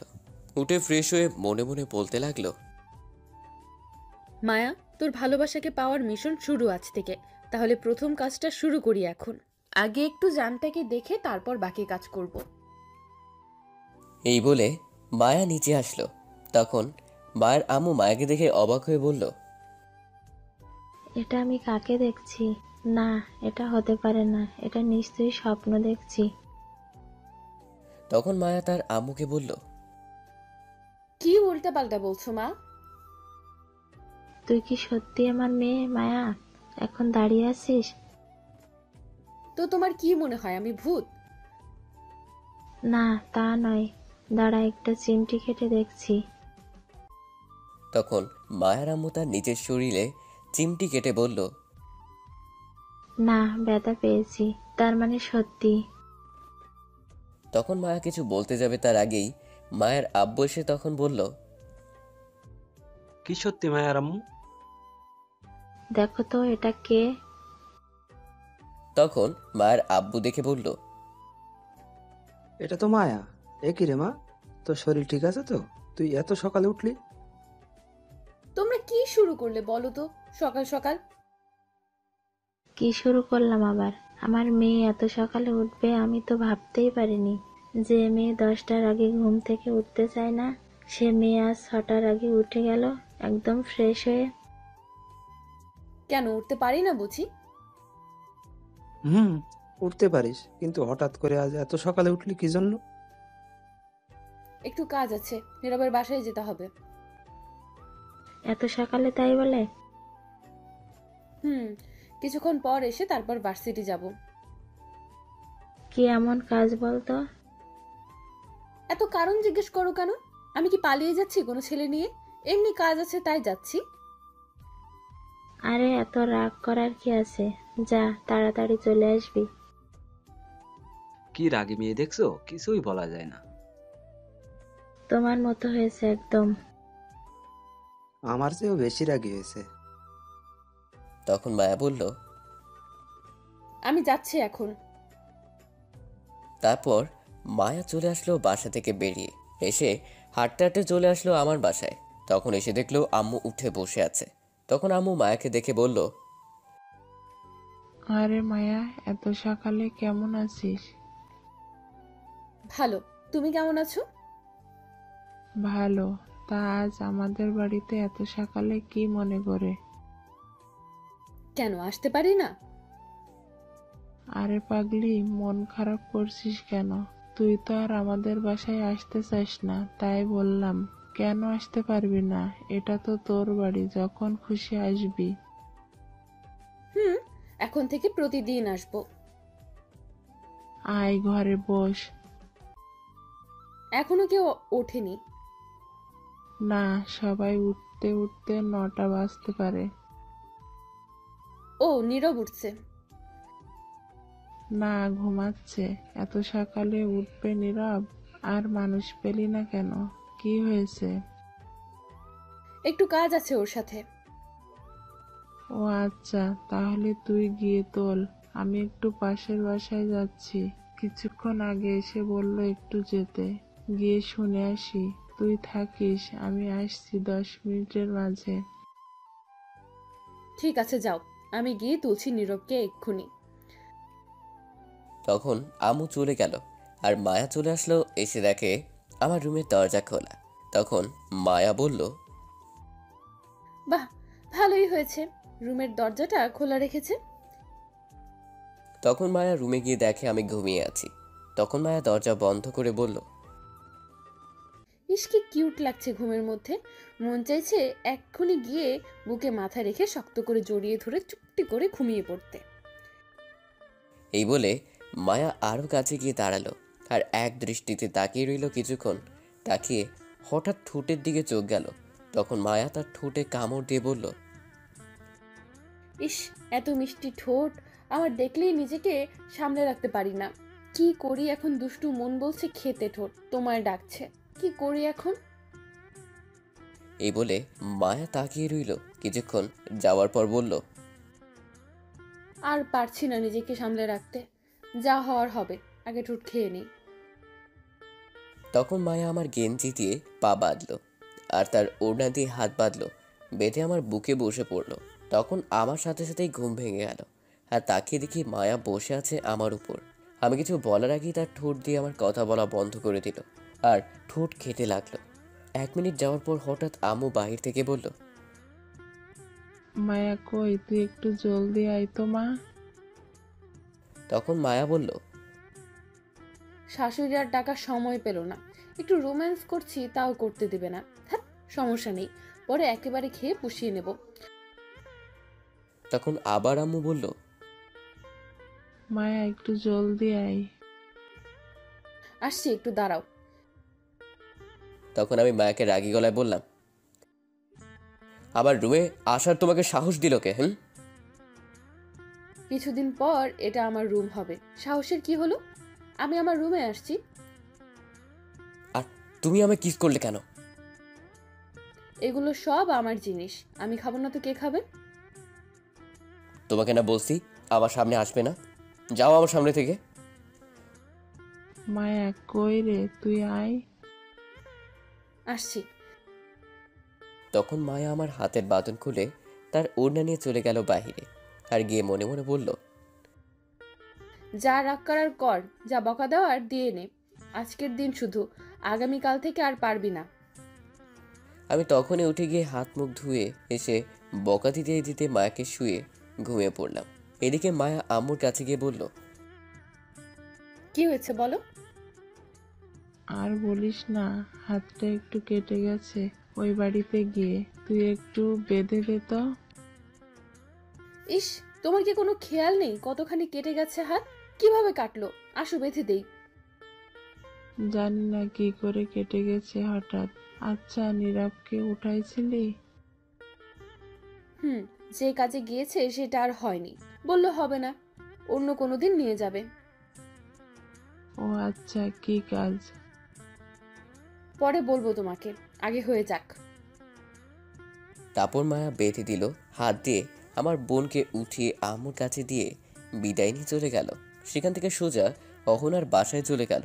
গিয়ে দেখে অহনা তার জন্য অপেক্ষা করছে। তখন অহনা বলল, এত লেট করলি কেন? তোর ফোন কোথায়? বন্ধ কেন? আমার ফোন ভুলে বাসায় রেখে আসছি, আর আসার সময় জানটাকে দেখে আসছি, তাই লেট হলো। তুই আবার ওইখানে গেলি কেন? একটু ঠোঁটে কিস করতে গেছিলাম, গিয়ে কিস করে আসছি। হাই রে পাগলি মাইয়া, বিয়ের পর সারা দিন কিস করিস, এখন চল। চল, কিন্তু অহনা আমার ভয় করতেছে রে, উল্টো পাল্টা যদি কিছু হয়ে যায়। হোক, তাতে কি? আব্বু জানতে পারলে অনেক বড় ঝামেলা হতে পারে। তাহলে তোর কিছু করা লাগবে না, নীলা নীরবকে নিয়ে যা, চল বাসায় চল। না, নীরব শুধু আমার আর কারো না, তুই চল। যাই হোক, তাকে আমার চাই, তার জন্য সব কিছু করতে পারি। ঠিক আছে, চল তাহলে। তারপর অহনা আর মায়া একটা গাড়ি নিয়ে চলে গেল কোথাও। এদিকে আমি আর ঘুমাতে পারলাম না, ঘুম আর আসলো না। তখন ঘুম থেকে উঠে ফ্রেশ হয়ে নিচে গিয়ে বসে আছি, কারণ রান্না এখনো হয়নি, তাই বসে আছি। তখনই আব্বু এসে বলল, কি ব্যাপার, আজ এত সকালে উঠলি বাবা? ঘুমটা ভেঙে গেল আজ সকাল সকাল, তাই উঠে গেলাম। খুব ভালো কাজ করেছিস, প্রতিদিন এমনই সকাল সকাল উঠবি, তাহলে দেখবি মনটাও ভালো থাকবে আর শরীরটাও। ঠিক আছে আব্বু। তখনই আম্মু এসে বলল, আর জ্ঞান দেওয়ার লোক পেলে না? তোমার ছেলে উঠবে এত সকালে ঘুম থেকে, আর মানুষ খুঁজে পেলে না? মায়া এসে ঘুম ভাঙিয়ে গেছে আজ, তাই এত সকালে উঠেছে। বলো কি, মায়াও আসছিল? কখন আসছিল? তোমরা ঘুম থেকে ওঠার আগে আসছিল, চলে গেছে আবার। ও আচ্ছা। তখন আমি বললাম, আম্মু, তুমি এখানে তাহলে রান্না করছে কে? আজ আদিবা রান্না করছে। আমি তো আম্মুর কথা শুনে অবাক হয়ে গেছি। কি, আদিবা রান্না করছে? তখন আব্বু অবাক হয়ে বলল, আদিবা রান্না করেছে আজ? আজ আদিবা রান্না করছে। তুমি যে রান্না করতে পাঠিয়েছো আদিবাকে, ও রান্না করতে গিয়েছে কোনোদিন এই রান্নার বিষয়ে কিছু জানে? তুমি আগে শিখাইছো? আদিবা রান্নাঘরে আসলে তো শেখাবো, কোনো দিন আসতেই নাই যে শেখাবো।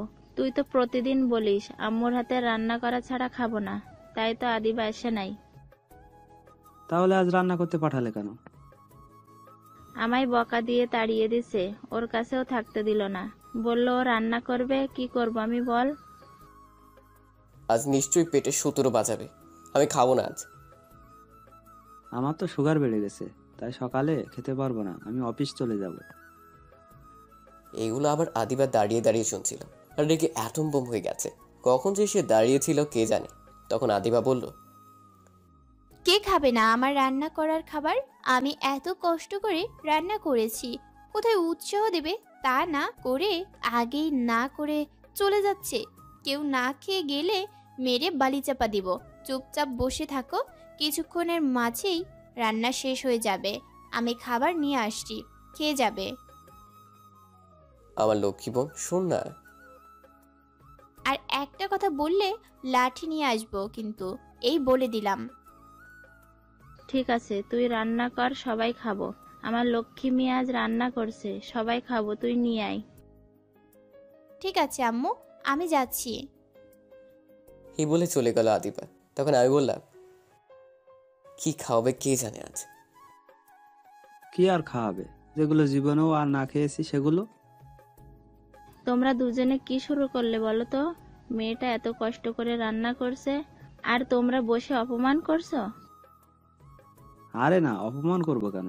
আমরা খাবো বলছি তো। এত কষ্ট করে রান্না করেছে, আমরা কি না খেয়ে থাকতে পারি? কি রে বল? আব্বু, এত কষ্ট করে আমার বোন রান্না করছে, খাবো। হয়েছে, থাক, আর পাম দিতে হবে না। তারপর কিছুক্ষণ পর আদিবা বলল সবাইকে খাবার টেবিলে বসতে কি। সবাইকে বসে পড়লো। তখন আদিবা খাবার নিয়ে আসলো, এক এক করে সব নিয়ে এসে আম্মুকে, আব্বুকে আর আমাকে ভাত দিল। একটা প্লেটে প্রথম ভাত নেওয়ার পর আব্বু কিছু ভাত মুখে দিয়ে বলল, আচ্ছা মা, তুই বলতো ভাতের মাঝে কেমন জানি সয়াবিন তেল তেল লাগছে। তখন আদিবা বলল, ভাতের মাঝে একটু সয়াবিন তেল দিয়েছি, ভালো হয়েছে না? তখন আব্বু বলল, বাহ, শুনছো আমার মেয়ে কি করেছে আজ? প্রথম দেখলাম সয়াবিন তেলের ভাত হয়। খুব ভালো আবিষ্কার করেছিস। তারপর কি আছে দে মা। আব্বু, তোমরা থাকলে এর চেয়ে ভালো কিছু রান্না করে দিব। আম্মু তো ভাত নিয়ে নাড়াচাড়া করতে লাগলো চুপ করে। আর আমি তো সয়াবিন তেলের ভাত দেখে আরো আগেই শেষ। তখন আদিও আমার ভাতে ডিম ভাজা দিল, সবার ভাতেই দিল। তখন চিন্তা করলাম সয়াবিন তেল তো কিছু হবে না, খাওয়া যাবে। তখন একটু ভাজা মুখে দিয়ে খেয়ে আমি ভাবতে লাগলাম হাসবো না কাঁদবো। তখন আমি বললাম, বোন রে, ডিম ভাজা কি দিয়েছিস সেগুলা? বেশি কিছু দেইনি, আদা আর রসুন আর জিরা দিছি। আমি তো আদিবার কথা শুনে অজ্ঞান হয়ে যাওয়ার মতো অবস্থা। তখন নিজেকে সামলে বললাম, আদা রসুন আর জিরা দিয়ে ডিম ভাজা হয়? আগে তো জানতাম না। যাক, হাত বোন জানিয়ে দিল। তখন আব্বুর দিকে তাকিয়ে দেখে এখনই কান্না করে দিবে। তখন আব্বু বলল, আর কি রান্না করলি মা? আর মাছ ভর্তা। সেটা কি আদা রসুন দিয়ে? তবে পেঁয়াজ দিয়েছি সাথে। তখন আমি বললাম, আল্লাহ, কোন দিকে তুমি যদি ধুরি ফালাও আইসা পড়ি। ভাতে সয়াবিন তেল, ডিম ভাজা আদা রসুন, মাছ ভর্তায় আদা রসুন, জলদি দড়ি ফালাও। তখন আদিবা বলল, তোমরা খাচ্ছ না কেন? খাওয়া শুরু করো ভাইয়া, তুমিও এই ফালতু কথা রেখে দাও। এতক্ষণ আম্মু চুপ করে দুই গালে হাত দিয়ে দেখছিল আর শুনছিল। তখন আম্মু বলল, শোন মা, তুই যেগুলো রান্না করেছিস সেগুলো একটাও খাওয়ার যোগ্য না, সবগুলো নষ্ট করেছিস। কিছু রান্না করতে গেলে আগে শিখে নিবি, না জেনে কখনো রান্না করবি না। যেটা না পারিস সেটা করতে যাবি না। তোকে আমি না করার পরও গিয়ে করেছিস। এগুলো খেলে সোজা হাসপাতালে যেতে হবে। আমি বুঝতে পারছি আম্মু, ভুল হয়েছে। আমার রান্না না শিখে যাওয়া আমি মনে করেছি একদম সহজ। সরি। এখন থেকে আমি রান্না করলে দেখবি কি করে রান্না করি, তাহলে শিখে যাবি। আচ্ছা ঠিক আছে আম্মু। তখন আমি বললাম, আজ সকালে খাওয়া হলো না আর। আজ কষ্ট করে হোটেলে খেয়ে নিস বাবা। তখন আব্বু বলল, আর আমি কি করব? তোমার তো সুগার বেড়ে গেছে, তোমার না খেলেও চলবে। ঠিক আছে, কি আর করা, ভাবছিলাম কিছু খাবো কিন্তু আর খাবো না। এখন তুমি অফিসে যাও। আর নীরব, তুই কলেজে যা। আদিবা আজ যাওয়ার দরকার নেই, কাজ আছে বাসায়। ঠিক আছে। তারপর আমি রুমে এসে রেডি হয়ে ব্যাগটা নিয়ে বেরিয়ে পড়লাম। জাহিদকে ফোন করে বলে দিলাম কলেজ চলে আসতে, সেখানে দেখা হবে। তারপর আমি গিয়ে একটা হোটেলে কিছু খেয়ে নিলাম, খেয়ে কলেজ চলে আসলাম। ততক্ষণে জাহিদ কলেজ চলে আসছে। জাহিদ মাঠের এক কোণায় বসেছিল। আমি কাছে যাওয়ার পর জাহিদ বলল, আসছিস দোস্ত তুই? আসছি। দোস্ত, আজ নীলা আসেনি কলেজে? খুব ভালো হয়েছে আজ আসেনি, নজর জালেই মারতো আজ। হয়তো বা। কি করলি, কোথাও গিয়েছিলি নাকি? লেট হলো আসতে? না, কিছু করেনি, হোটেলে খেয়ে আসছি। কেন, বাসায় রান্না করেনি আজ? রান্না করছে কিন্তু বোন করছে। আজ যেই রান্না করছে আমার বাপও খায়নি এই রান্না। কি এমন রান্না করেছে বলতো শুনি? তখন আমি সব খুলে বললাম। জাহিদ শুনে হাসতে হাসতে মাটিতে শুয়ে পড়লো। তখন আমি ঘুষি দিয়ে বললাম, শালা হাসা বন্ধ কর। রান্না না জানলে এমনই হবে। তারপর আরো কিছুক্ষণ আড্ডা দিয়ে চলে গেলাম ক্লাসে। তারপর ক্লাসে গিয়ে সবগুলো ক্লাস এক এক করে শেষ করে বের হলাম কলেজ থেকে। বের হয়ে ফোনটা হাতে নিয়ে সময়ের দিকে তাকালাম। তখন দেখলাম বিকেল 4টা বাজতে চলেছে। তখনই মায়ের আব্বুর ফোন আসলো। তার আমি ফোন রিসিভ করে সালাম দিলাম। ওপাশ থেকে সালামের উত্তর নিয়ে বলল, বাবা নীরব, মায়া কি তোমাদের বাসায়? আমি যতক্ষণ বাসায় ছিলাম মায়া ছিল না, সকালে আসছিল, চলে গেছে। এখন বাসায় আছে কিনা বলতে পারবো না। কেন, কি হয়েছে আঙ্কেল?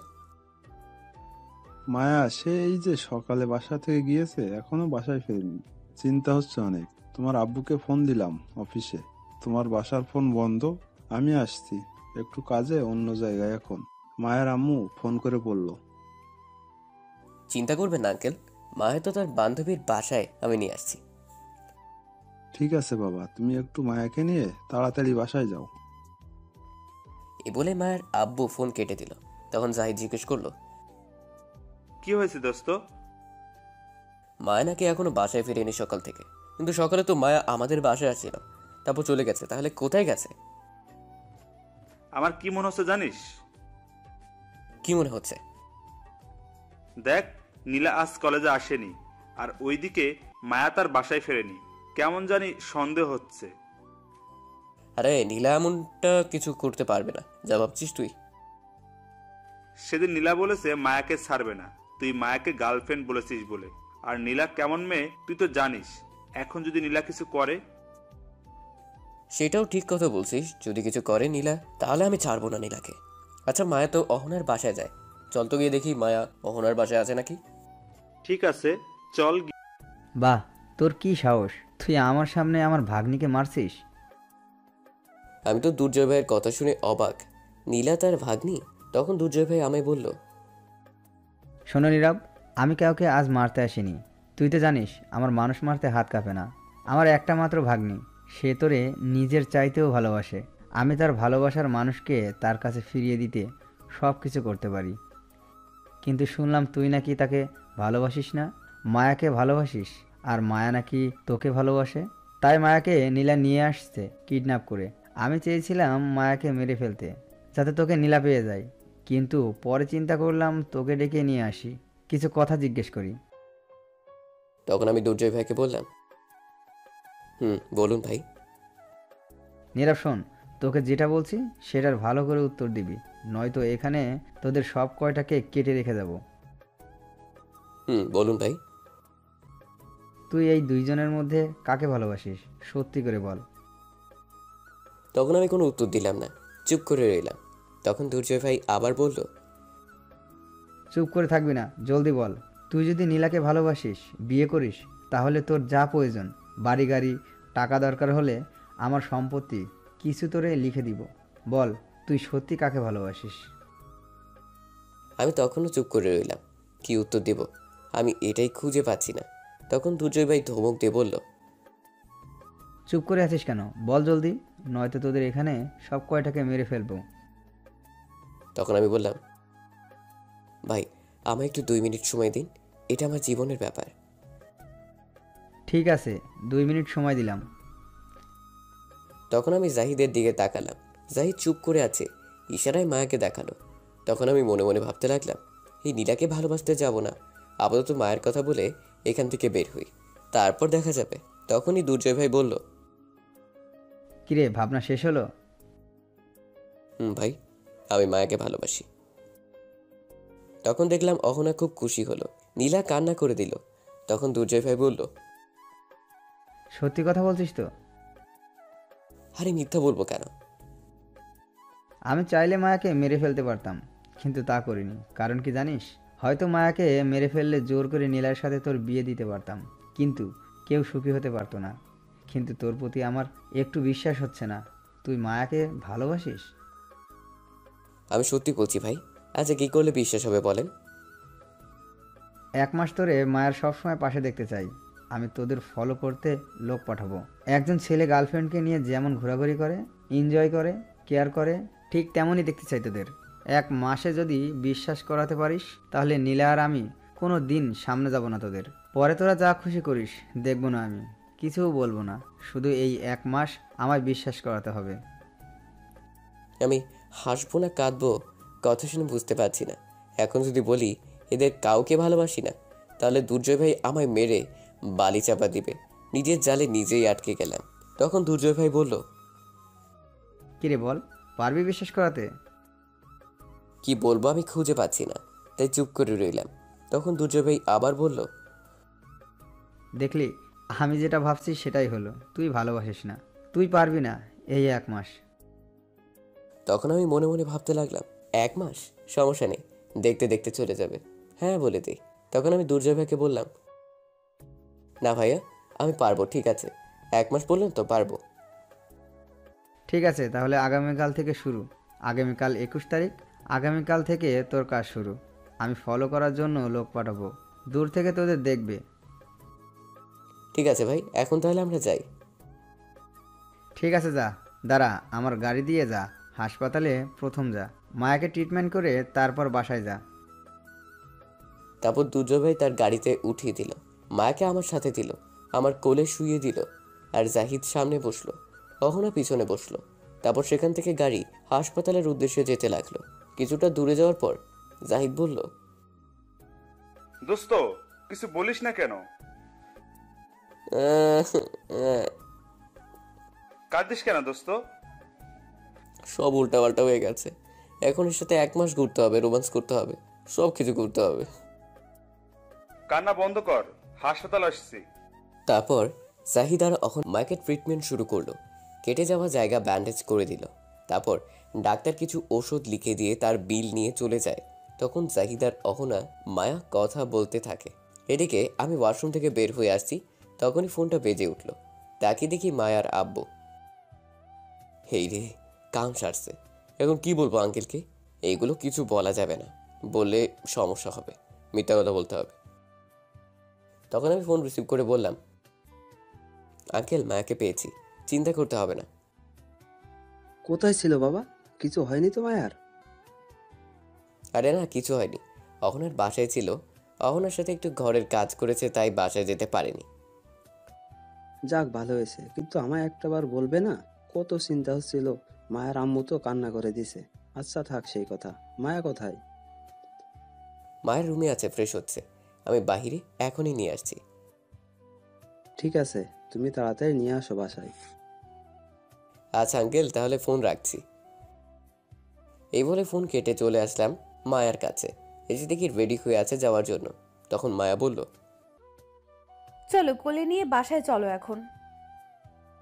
বাবা তুমি যে ওজন নিয়ে আসতে আমার জান কয়লা কয়লা হয়ে গেছে। বিয়ের পর তো একে নিয়ে সারা জীবন থাকবে। বিয়ে করবো একে? দরকার নেই রে বাবা। আমার মতো এই শিশুর উপর ঝাঁপ দিলে আমায় খুঁজে তো পাওয়াই যাবে না, সাথে আমার খাটকেও খুঁজে পাওয়া যাবে না। তখন সবাই ফিক করে হেসে দিল। মায়া একটু রেগে গেছে এটা শুনে। তখন মায়া বলল, আমায় জলদি নিয়ে চলো এখন বাসায়। তখন আমি আর কি করব, জাহিদকে বললাম, জাহিদ একটা গাড়ি ঠিক কর, জলদি বাইরে গিয়ে আমি মায়াকে নিয়ে আসছি, অহনা তুমি যাও। তারপর জাহিদ আর অহনা চলে গেল। তখন আমি মায়াকে কোলে নিয়ে যাচ্ছি। তখন মায়া বলল, খুব কষ্ট হচ্ছে তাই না তোমার? আগুনের মাঝে কেরোসিন তেল দিয়ে বলে পানি, বলেন কেন তো কেমনটা লাগে? তখন মায়া আবার বলল, চিন্তা করো না, সব কষ্ট দূর করে দেব রাতে, আমার কাছে থেকো শুধু। তারপর বাইরে গিয়ে দেখি জাহিদ আর অহনা একটা সিএনজি নিয়ে দাঁড়িয়ে আছে। আমি গিয়ে সিএনজিতে মায়াকে বসিয়ে দিলাম। তখন আমি সামনে বসতে চাইলাম, কিন্তু বসতে দিল না, মায়ের পাশে বসতে হলো। তারপর অহনা বসলো। সিএনজি তখন চলতে শুরু করলো। মায়া আমার কাঁধে তার মাথা রাখলো। কিছুক্ষণ পর আমার গালে একটা কিস করলো। আমি তার দিকে রাগী দৃষ্টিতে তাকালাম, কিন্তু উল্টো মায়া আমার দিকে রাগী দৃষ্টিতে তাকিয়ে হালকা একটা ঠোঁটে কিস করে হাসতে লাগলো। আমি কিছু বলিনি। তখন কিছুক্ষণ পর মায়ের বাসার সামনে চলে গেলাম। তখন সিএনজি থেকে নেমে ভাড়া দেওয়ার পর অহনা বলল, ভাইয়া আপনি চলে যান, আমি মায়াকে নিয়ে যাচ্ছি। তখন আমি অবাক হয়ে বললাম, সে কি, তুই মাকে কোলে করে নিয়ে যাবে নাকি? তাছাড়া আমায় যেতে হবে, আমি নিয়ে যাব। না, হেঁটে যাবো, সমস্যা নেই। আপনি গেলেও অনেক সমস্যা হতে পারে, অনেক প্রশ্ন করতে পারে মায়ের আব্বু আম্মু, কোথা থেকে নিয়ে আসছেন, কোথায় ছিল। আপনি থাকলে বলবেন একটা আর আমি বলবো আরেকটা, তখন উল্টাপাল্টা কিছু হবে। তাই আপনি যান, রাতে আসবেন, আমি সব বুঝিয়ে কিছু বলে মিটিয়ে আসছি। কিন্তু দোস্ত, আর কোনো কিন্তু না, চল আমিও বাসায় যাব, তুই পরে আসিস। তাছাড়া অহনা ঠিক কথা বলছে, আমরা গেলে সমস্যা হবে। তখন অহনা আমায় নিয়ে যা। তখন আম্মু এই বলে চলে গেল। কিছুক্ষণ পর টাকা নিয়ে এসে দিয়ে গেল। তখন আমি আর বোন চলে গেলাম মার্কেটে। গিয়ে একটা ফোনের দোকানে গেলাম। গিয়ে শাওমি একটা ফোন কিনে দিলাম 11,000 টাকা দিয়ে। বোনটার হাতে ফোন, অনেক খুশি। তখন ফোন নিয়ে বাসায় চলে আসলাম। আসায় বোনটা খুশি হয়ে গালে কিস করলো, ধন্যবাদ দিল, আর খুশিতে অনেক কিছু বলেছে। তখন বোনটার রুমে কিছুক্ষণ আমি আম্মু বসেছিলাম, কথা বললাম। রাতে আব্বু বাসে আসলো। সবাই একসাথে খেয়ে যে যার রুমে চলে গেলাম। আমি গিয়ে শুয়ে পড়লাম। সকালে ঘুমিয়েছি, হঠাৎ নিজের উপর মনে হলো কেউ শুয়ে আছে। ঘুমের মধ্যে আর তাকালাম না। কিছুক্ষণ পর নিঃশ্বাস নিতে পারছি না, ঠোঁটগুলো কেউ বন্ধ করে দিয়েছে। তখনই বাধ্য হয়ে চোখ খুলে দেখি সামনে দুটি চোখ দেখা যায়, আর কিছু না। তখন ধাক্কা দিয়ে ফেলে দিলাম, দেখি মায়া। তখন আমি বললাম, হয় তুমি এখানে কেন? আর আমার উপরে কেন?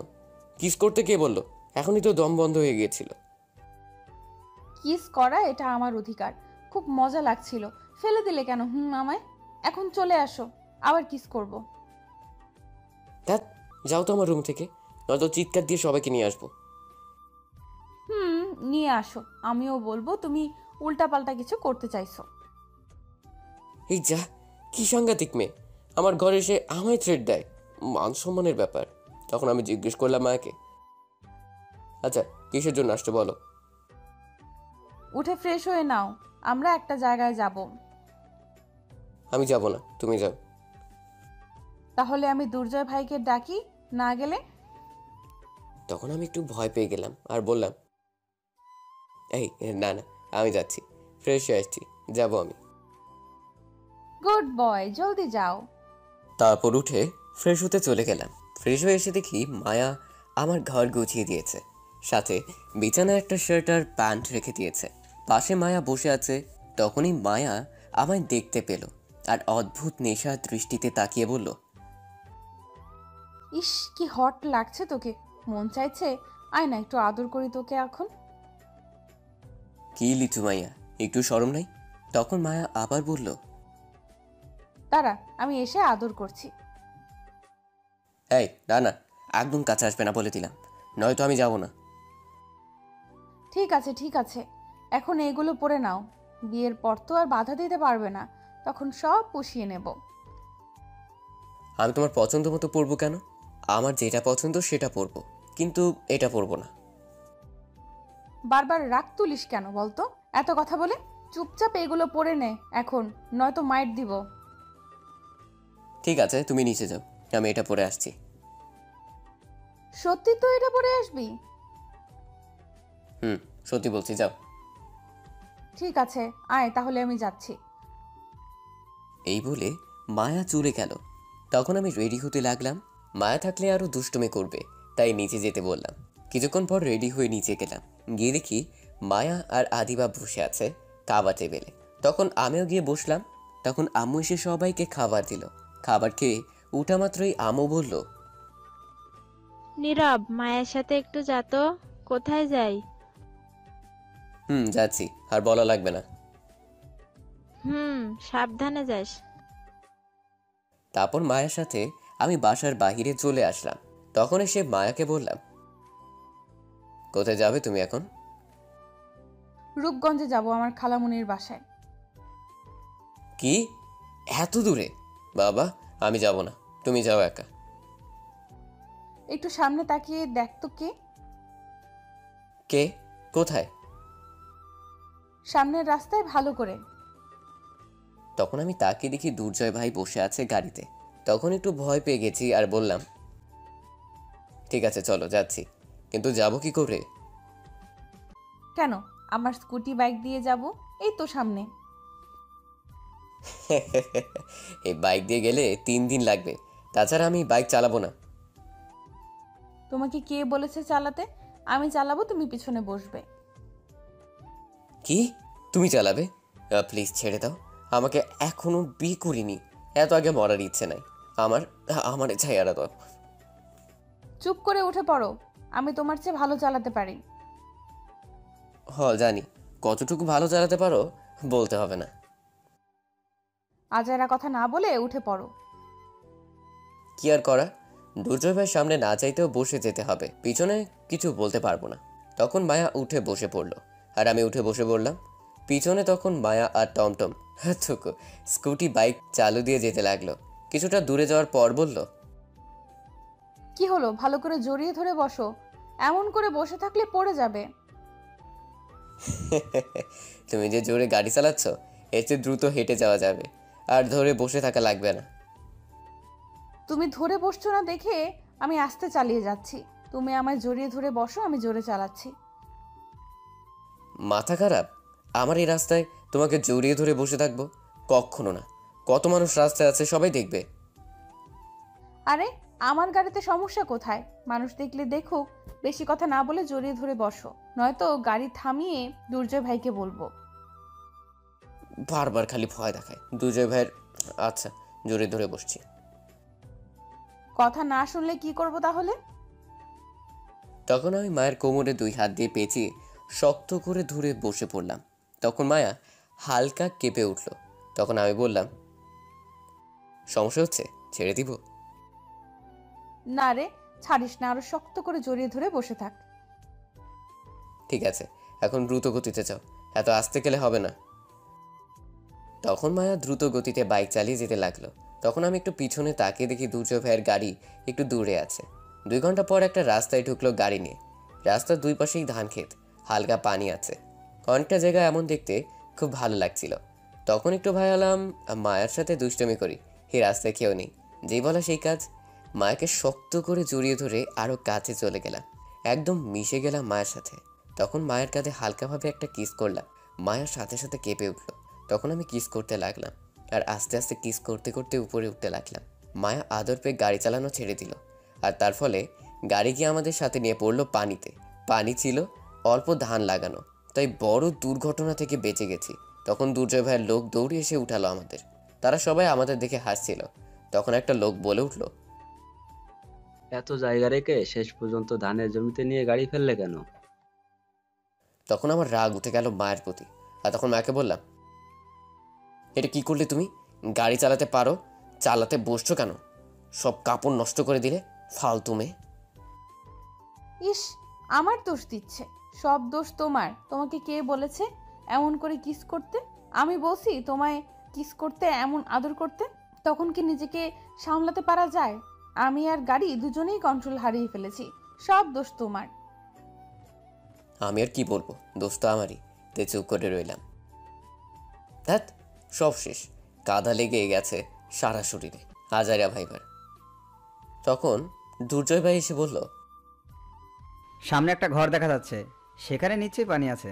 যাও, কাদাগুলো পরিষ্কার করে আসো পানি দিয়ে, তারপর আমাদের গাড়ি করে যেও।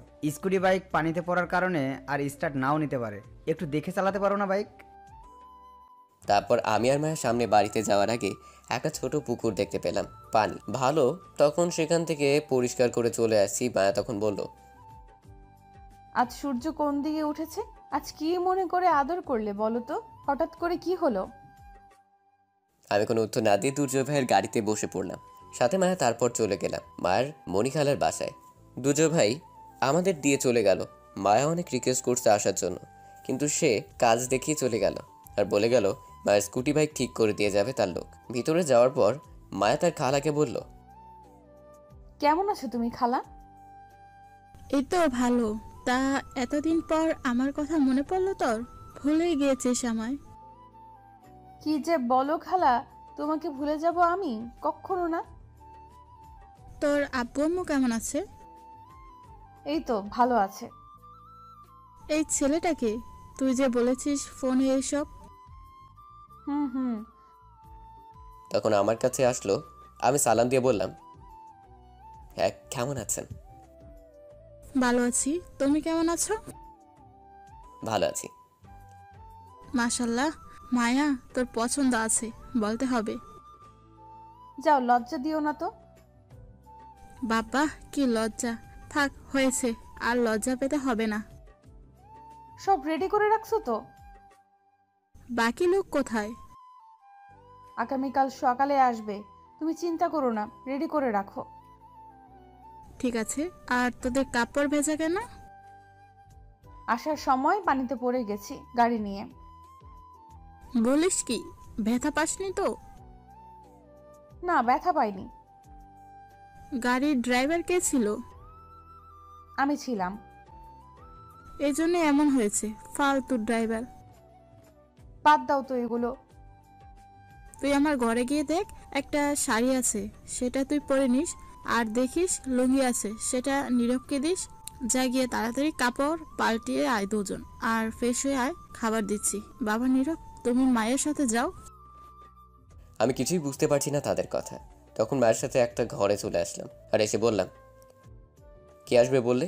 আমি কিছুই বুঝতে পারছি না, কি বললে? কিছু না, দুর্জয় ভাইয়ের কথা বলছে। না, কেমন জানি তবুও সন্দেহ লাগছে।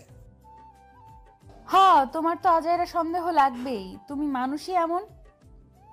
এই বলে তখন মায়া গিয়ে একটা শাড়ি নিল আর আমাকে লুঙ্গিতে বলল, যাও গিয়ে ওটা ওই ঘরে পরে আসো। তখন আমি নিয়ে চলে গেলাম, গিয়ে লুঙ্গি পরে ফ্রেশ হয়ে বসে রইলাম। কিছুক্ষণ পর মায়া আসলো শাড়ি পরে আমার সামনে। মায়ের দিকে তাকিয়ে আমি অবাক হয়ে গেছি, অনেক সুন্দর লাগছিল শাড়িতে।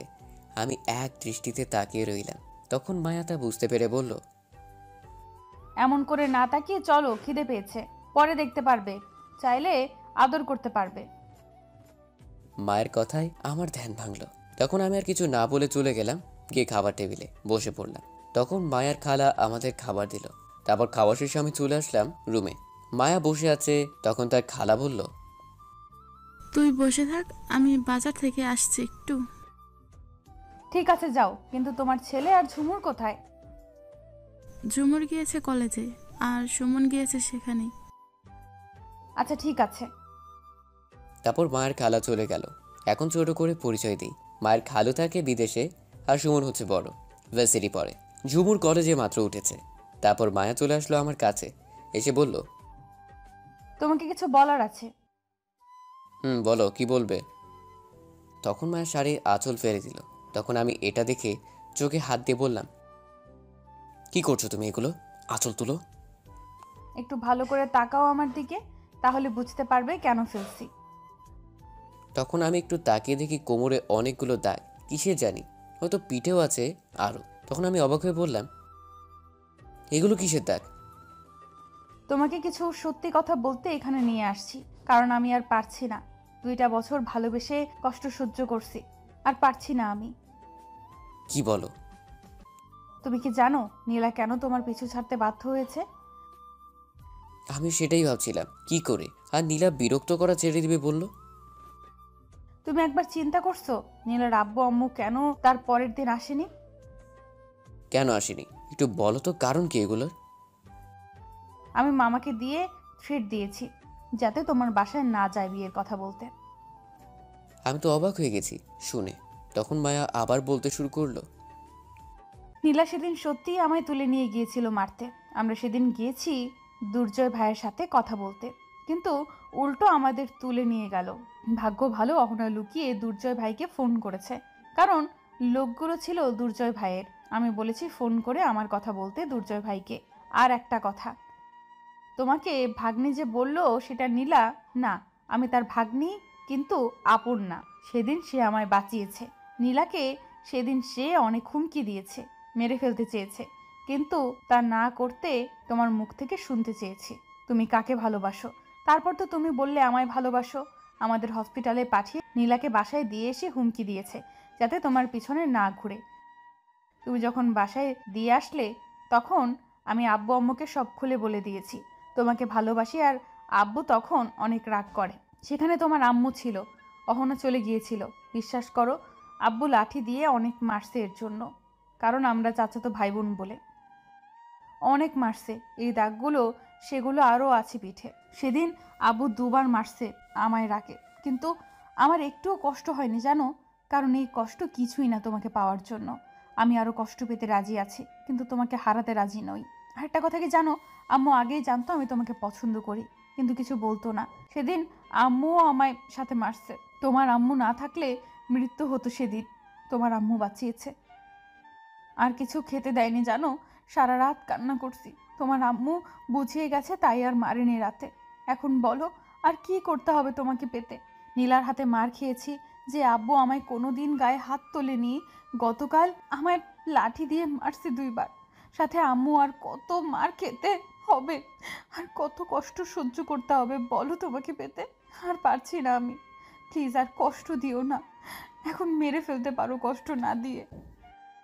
তুমি জানো তোমাকে ছাড়া আমি এক মুহূর্তের জন্য ভালো থাকতে পারি না, হাসতে পারি না, খেতে পারছি না, ঘুমাতে পারছি না। যখন তুমি কাছে থাকো তখন আমার চেয়ে খুশি এই পৃথিবীতে আর কেউ হয়তো হয় না। প্লিজ, তোমায় ছাড়া আর থাকতে পারছি না, আর কষ্ট নিতে পারছি না, একটু বুকে টেনে নাও। মায়া তখন কথাগুলো বলল, আমি নিশ্চুপ হয়ে শুনছিলাম। মায়া কথাগুলো বলেই কান্না করতে লাগলো। আমি কি বলবো বুঝতে পারছি না, মাথা কাজ করছে না। সত্যি তো, আমি তোর ভালোবাসা বুঝতে পারলাম না। পাগলের মতো ভালোবাসে আমায়, আর আমি তার ভালোবাসা বুঝতে পারছি না। হোক না সে চাচাতো বোন, তাতে কি হয়েছে? যদি সত্যি ভালোবাসা থাকে তাহলে কি? জীবনে তো এমনই একজন মানুষ প্রয়োজন। মায়া বসে বসে কান্না করছিল। তখনই আমি গিয়ে উঠিয়ে চোখের পানি মুছে বললাম, আমি জানি না কেন তোমার ভালোবাসার সাড়া দিতে পারছি না। হয়তো চাচাতো বোন ভাবছি বলে তাই পারছি না, কিন্তু বিশ্বাস করো, তোমার প্রতি কেমন জানি একটা ফিলিংস আছে আমার। তুমি দূরে থাকলে কেমন জানি একটা শূন্যতা অনুভব করতে পারি।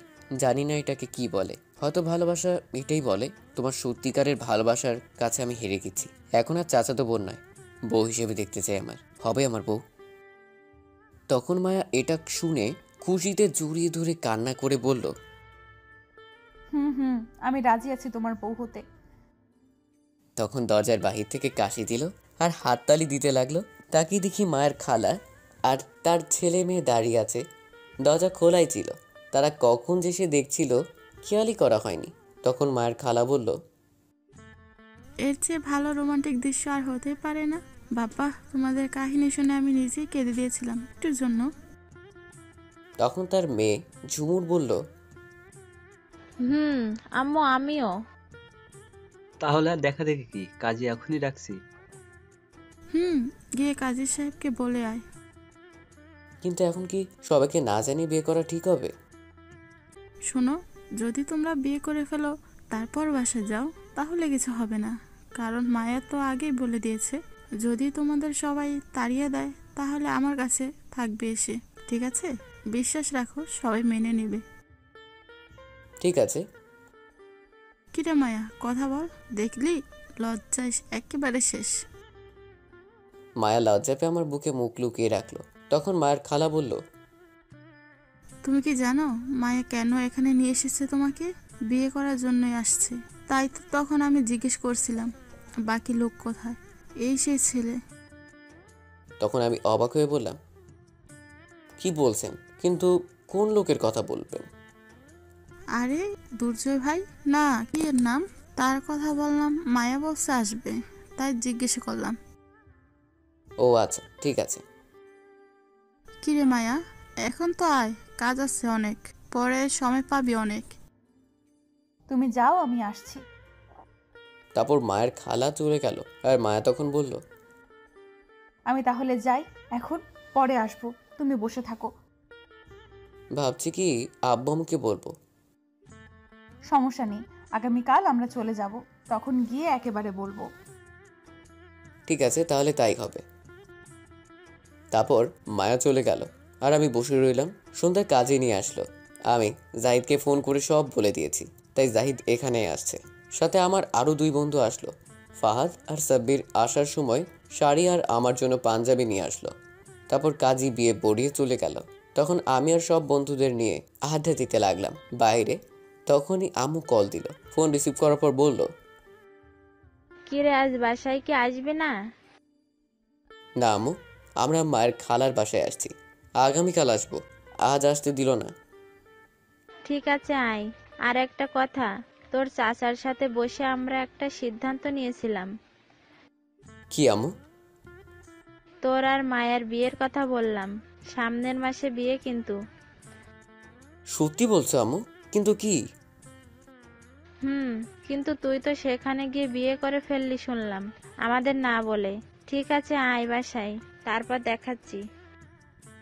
আম্মু তুমি কি করে জানলে? মায়া আর তোর বন্ধুরা বলছে। এই বলে ফোন কেটে দিলাম আম্মু। যাক, চিন্তা নেই, আম্মু তো রাজি আছে, সবাই রাজি আছে, কিছু মায়ের খেলে কিছু হবে না। তখন জাহিদ বলল, দেখলি তোর পরিবার সবাই রাজি। আমি আগেই বলেছিলাম তোরা রাজি থাকলে পরিবার কিছু বাধা দিতে পারবে না।